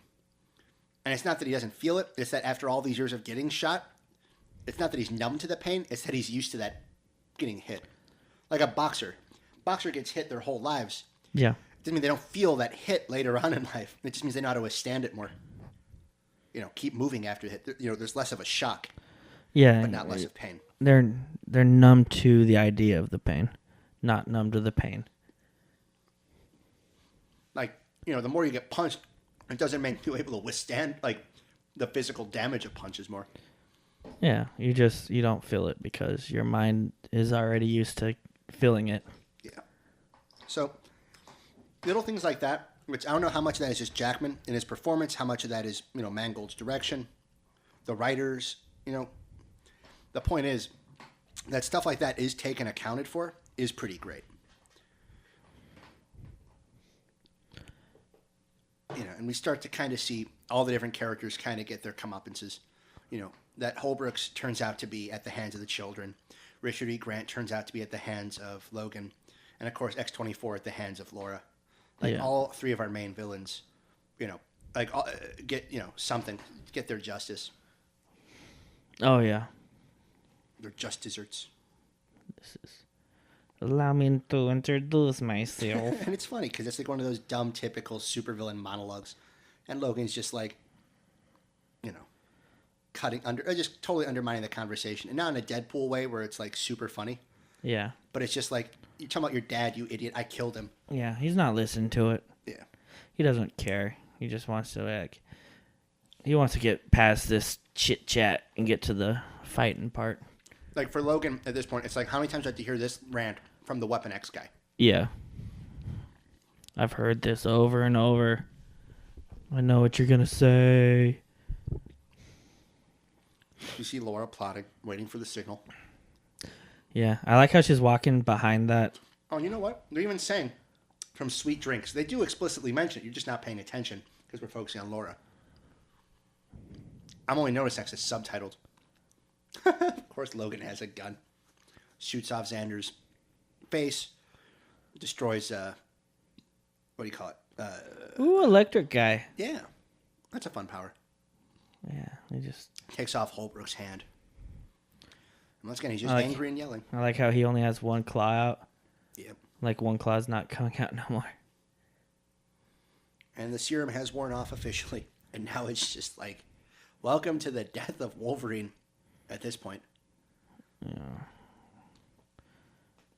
Things are just getting brutal now. But it is funny. Well, go ahead. X-24, he doesn't really do the gravity-defying stuff. But he did the gravity-defying throw. The throw, but the jumps feel more real with him. They're not the old Wolverine jumps by any means. No, this is not the weird wire work crap. Yeah. I mean, sure, gravity-defying, strength or whatever. But like this fight feels realistic between these extremely strong people. Yeah. We see that like his own dad is dead, so he wants revenge. Yeah. That's so sick. Like this is like his own version of when Xavier died. Xander Rice is his Xavier. That's his Professor X, Xander. Ooh. Laura, no. And as is customary with all superhero movies, all women superheroes have to know luchador moves and hurricane ranas. It's the only way they can take down a man. I mean, like it's a cool looking move. I'm not looks cool to see. I'm not gonna hold people against using it. Oh, harpoon in the leg. It's not fun. I just love watching Laura stab a dude in the sternum repeatedly. Yeah. And I thought they're fighting in the background. I love that shots like that. Why doesn't Wolverine just cut the... He will. He's just distracted, yo. But here comes the, time to say goodbye to Boyd Holbrook, who's been fun this whole movie. Yeah, he's been great. Like, he's not a bad villain. He doesn't stand out in a bad way either. He's just, not the Joker, which is not a problem because that's not the point of this movie. Yeah. He's a dick that we want to see get his ass kicked. And guess what? He's getting his ass kicked as every mutant simultaneously uses their power on him. Ooh. Just zap. Just those little zaps are funny. As they're like contorting his body, snapping all his bones independently. Oh, it's rough. The girl who controls like the grass and stuff, that's a pretty cool power. Yeah. I don't know who has powers like that, but and then we see Richter's power. Yeah, we see that he controls Earth. He's an earthbender. Yeah, he's not lifting up the car. He's using the earth. He's lifting the earth. He's an earthbender, yeah. That's interesting. I didn't even notice that. Oh, just throws a freaking truck on X-24. But is it enough? This is a better Avatar movie than Avatar. Or The Last Airbender, whatever The Last Airbender. Better than Avatar 2. Screw it. Avatar didn't win Best Picture. This might. Avatar 2. It's Avatar Serious question. 2. Oscar chances for this movie. Yeah. What do you think? Deadpool actually tried to campaign for it to try and get best film. I don't think that they're gonna spend the money on this because they don't need to. Like but people that not even best supporting actor for Patrick Stewart. Like Deadpool campaigning for it was like more of a joke. Plus, it's leading into a sequel. Like it's a joke that's just marketing for a sequel. This one, there's no sequel. They don't care. They might do a small campaign, probably for Patrick Stewart. But Jackman's better here than he was in Prisoners or Les Mis. Yeah, but I just don't like if there's any. If there's any superhero movie that deserves Oscar nominations, it's this one. But I don't see them spending the effort or the money on campaigning for it. If I'm Fox, I legit put money into a campaign for cinematography. Every shot of this film is gorgeous, is staged, is conscious. It's great. I'll have to wait to see what else happens towards the end of the year. Good comes out. When the end of the year happens, we'll see like what other movies are gonna be here. But like I like Deadpool. I didn't think the movie deserved Best Picture nom. No, not at all. But again, it was a joke that they were campaigning for. That was Ryan Reynolds. I would not have been angry because it is better than Hidden Figures. Yeah, a lot of things are. That movie kind of upsetting how much people liked it. And I love the message of the movie, don't get me wrong, but the movie itself is just not good. Oh, it's Lifetime Movie of the Week. Yeah. It's just, it's not a Hidden Figures review. We could do it though. As Logan lays here dying, we could. Don't let them don't be what they want you to be. This is what it feels like. Is he talking about being a father? Is he talking about dying? What's he talking about? So this is what it feels like. Don't let the anger get to you, I think is what he's trying to say. But what he says now is, so this is what it feels like. It's about seeing the light at the end of the tunnel, or is he talking about loving someone else, being a dad? I think he's talking about love, but he's never, through all the shit he's been through, it's the one thing he's never felt. He's never felt like love, like a family love. I guess you could say he loved Patrick Stewart like a dad. And the X-Men maybe. And the X-Men, but I don't even he never really said that he cared about them like a family. He cared about Jean Grey, obviously, in the original movies. I just noticed this Blu-ray didn't start with the Deadpool short. Yeah, because it's a separate short film. You know what, though? We talked about why they did that. Color version. Because this entire Blu-ray is black and white, even the menu. Yeah, no, it's a separate short film. It's not going to be on. It's not going to be a beginning of the movie on the DVD. It might be a Blu-ray bonus. It might be a Blu-ray bonus feature, but no, it's not. It's a separate short film that they did just for theaters. Yeah, it's not advertised on the Blu-ray. Because it has nothing to do with the movie. Yeah, I'm not doubting that. It's a separate short film. They wanted. I bet you anything they'll campaign for that for best short film. Oh, I hope so. I bet you they will. That's why they made it a short film and gave it their own name. The theatrical version of the short is better than the online version. The online version has a couple different things that are great. It's a little bit longer, and also they do the entire transcription, or like Deadpool's telling of Old Man Fisherman or whatever. Old Man of the Sea. Old Man of the Sea. I was gonna say River. Old Man Rivers, which a lot of people. I was just watching a film theory where they're saying, like, it was a huge it was a huge leap, but they're saying that Deadpool may actually be Ernest Hemingway in this film theory, because Ernest Hemingway. Just that touch, by the way. Ernest Hemingway. Wolverine action figure. Yeah, Ernest Hemingway does know Logan in the comic books. That's interesting. Yeah, so like it's a video. If you know film theories or Matt Pat on YouTube, start crying, you should check out that video. It's hilarious. His film theories are amazing. So now we get Laura staring at this cross. Wolverine, who has absolutely not been identified as a Christian in any of these movies. Well, that's why. That's why she has to do the right thing after she quotes Shane. These people are literally putting on a funeral based on what they've seen in movies. Yeah, I mean, obviously, these are kids that have lived. They don't understand religion. For one, they've lived inside of this asylum.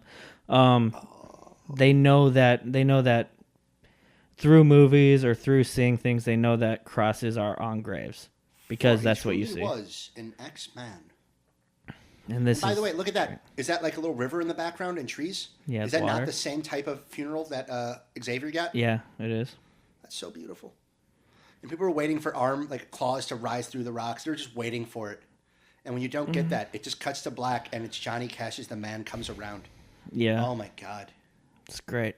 Logan. I do love the black with the name of the movie. I love when movies end that way.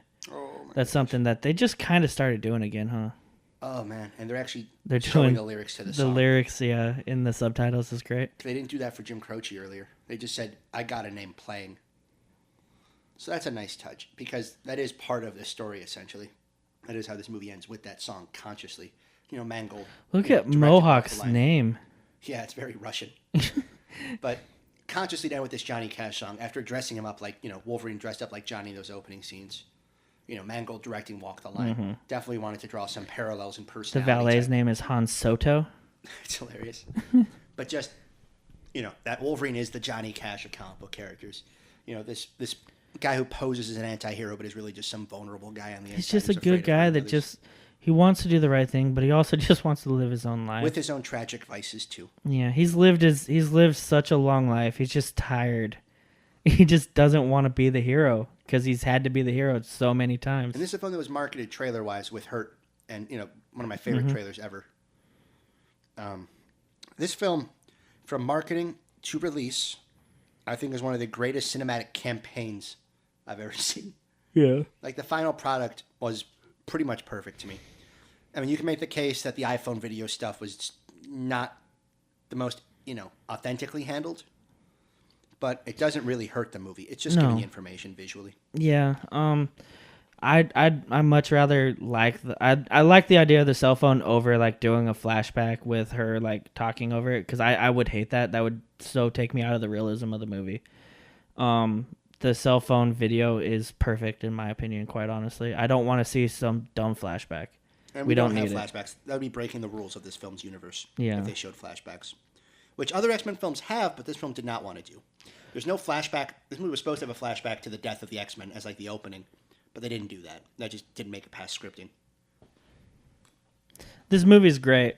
I wouldn't change anything about this movie. There's nothing I would be like, Yeah, that needs to go. No, everything's so great in this There are movie. some truly wonderful films based on comic books. Road to Perdition, Spider-Man 2, The Rocketeer. You know, there's the first Iron Man. There are films that definitely stand out. And honestly, no comic book film has drawn a reaction out of me the way this one did. I watched this film like 3 times in its first week. Mm-hmm. I love this film. Look at This second assistant's name, Safka Cinemartet. Saint Martin's Dick. And I would have gone with Duck, I think this is a movie we're going to remember for a long time. I think for Hugh Jackman, this is the culmination of a career, a body of work. Mm-hmm. I mean, obviously, he's going to go on and do amazing things still. Yeah. I can't wait for Prisoners 2. Prisoners is a great movie. You should all watch it. Absolutely. Who directs that one? That's Denis Villeneuve Yeah, that guy. of Arrival and the upcoming Blade Runner 2049. That was like one of his first movies, right? English films, at least. That and Enemy in 2013. This is a film where if you haven't watched it and you're just listening to this, I don't understand why. You really need to see this movie. Mm-hmm. If you've seen it before and you watched it along with us, watch it again with the dialogue. Yeah. If you're not sure about superheroes, like maybe you're my mom or something, this isn't a superhero movie. It's just a great movie with superheroes in it. This is so much more. Like I keep saying it, but this is so much more than a superhero movie. This is just a flat out great movie. It deserves to be an Oscar nominated movie. I don't know if it will be because I just don't see them doing it. Makeup, hopefully for makeup. Those prosthetics and stuff on characters and the wound makeup. I don't know if it is ever going to be good enough. Like, it's not Suicide Squad. So we got some articles about Logan on the site on ofmiceandmax.com. Mm-hmm. I wrote a 4,000-word essay on it. We also had a couple second opinions. I don't believe I wrote anything about it. Wilson did not. This film will stand as his final word on the film unless he wants to write about something related to it later. I'm pretty close to done with superheroes. This, in a way that Unforgiven felt like, saying goodbye to the Western, this film feels like goodbye to the X-Men. I know there's going to be more of them. I just don't need to see them, though. Mm-hmm. Same with just maybe even superhero films in general, honestly. I Got a Name by Jim Croce. What a great song. And by the way, not the first X-Men film to have a Jim Croce song. Oh, yeah? The Quicksilver sequence was to Time in a Bottle. Yeah. You're right, it was. Don't care, though. I did not like that movie much at all. Wow. So, the man comes around. We end this with the best. John Arcash. Well, his real name's J.R. Cash. Johnny is not his name. Obviously his name would probably be Jonathan. No. His name is literally J.R. Cash. Really? His parents gave him an initial, said you can pick the name later. And he took John as like an adult. Wow. So he goes by John Arcash for writing. And Johnny Cash for performance. You want to sound young to people, go by Johnny. I like that. Yeah. I like that. That is our commentary for Logan, a near perfect film. Happens to be a pretty perfect superhero movie. Yeah. The best works in the careers of Hugh Jackman and James Mangold, and the best film work of Patrick Stewart, and the amazing debut of Daphne Keane. For Wilson T. Kirk, I am Max Zell. We watched Logan, and you listened.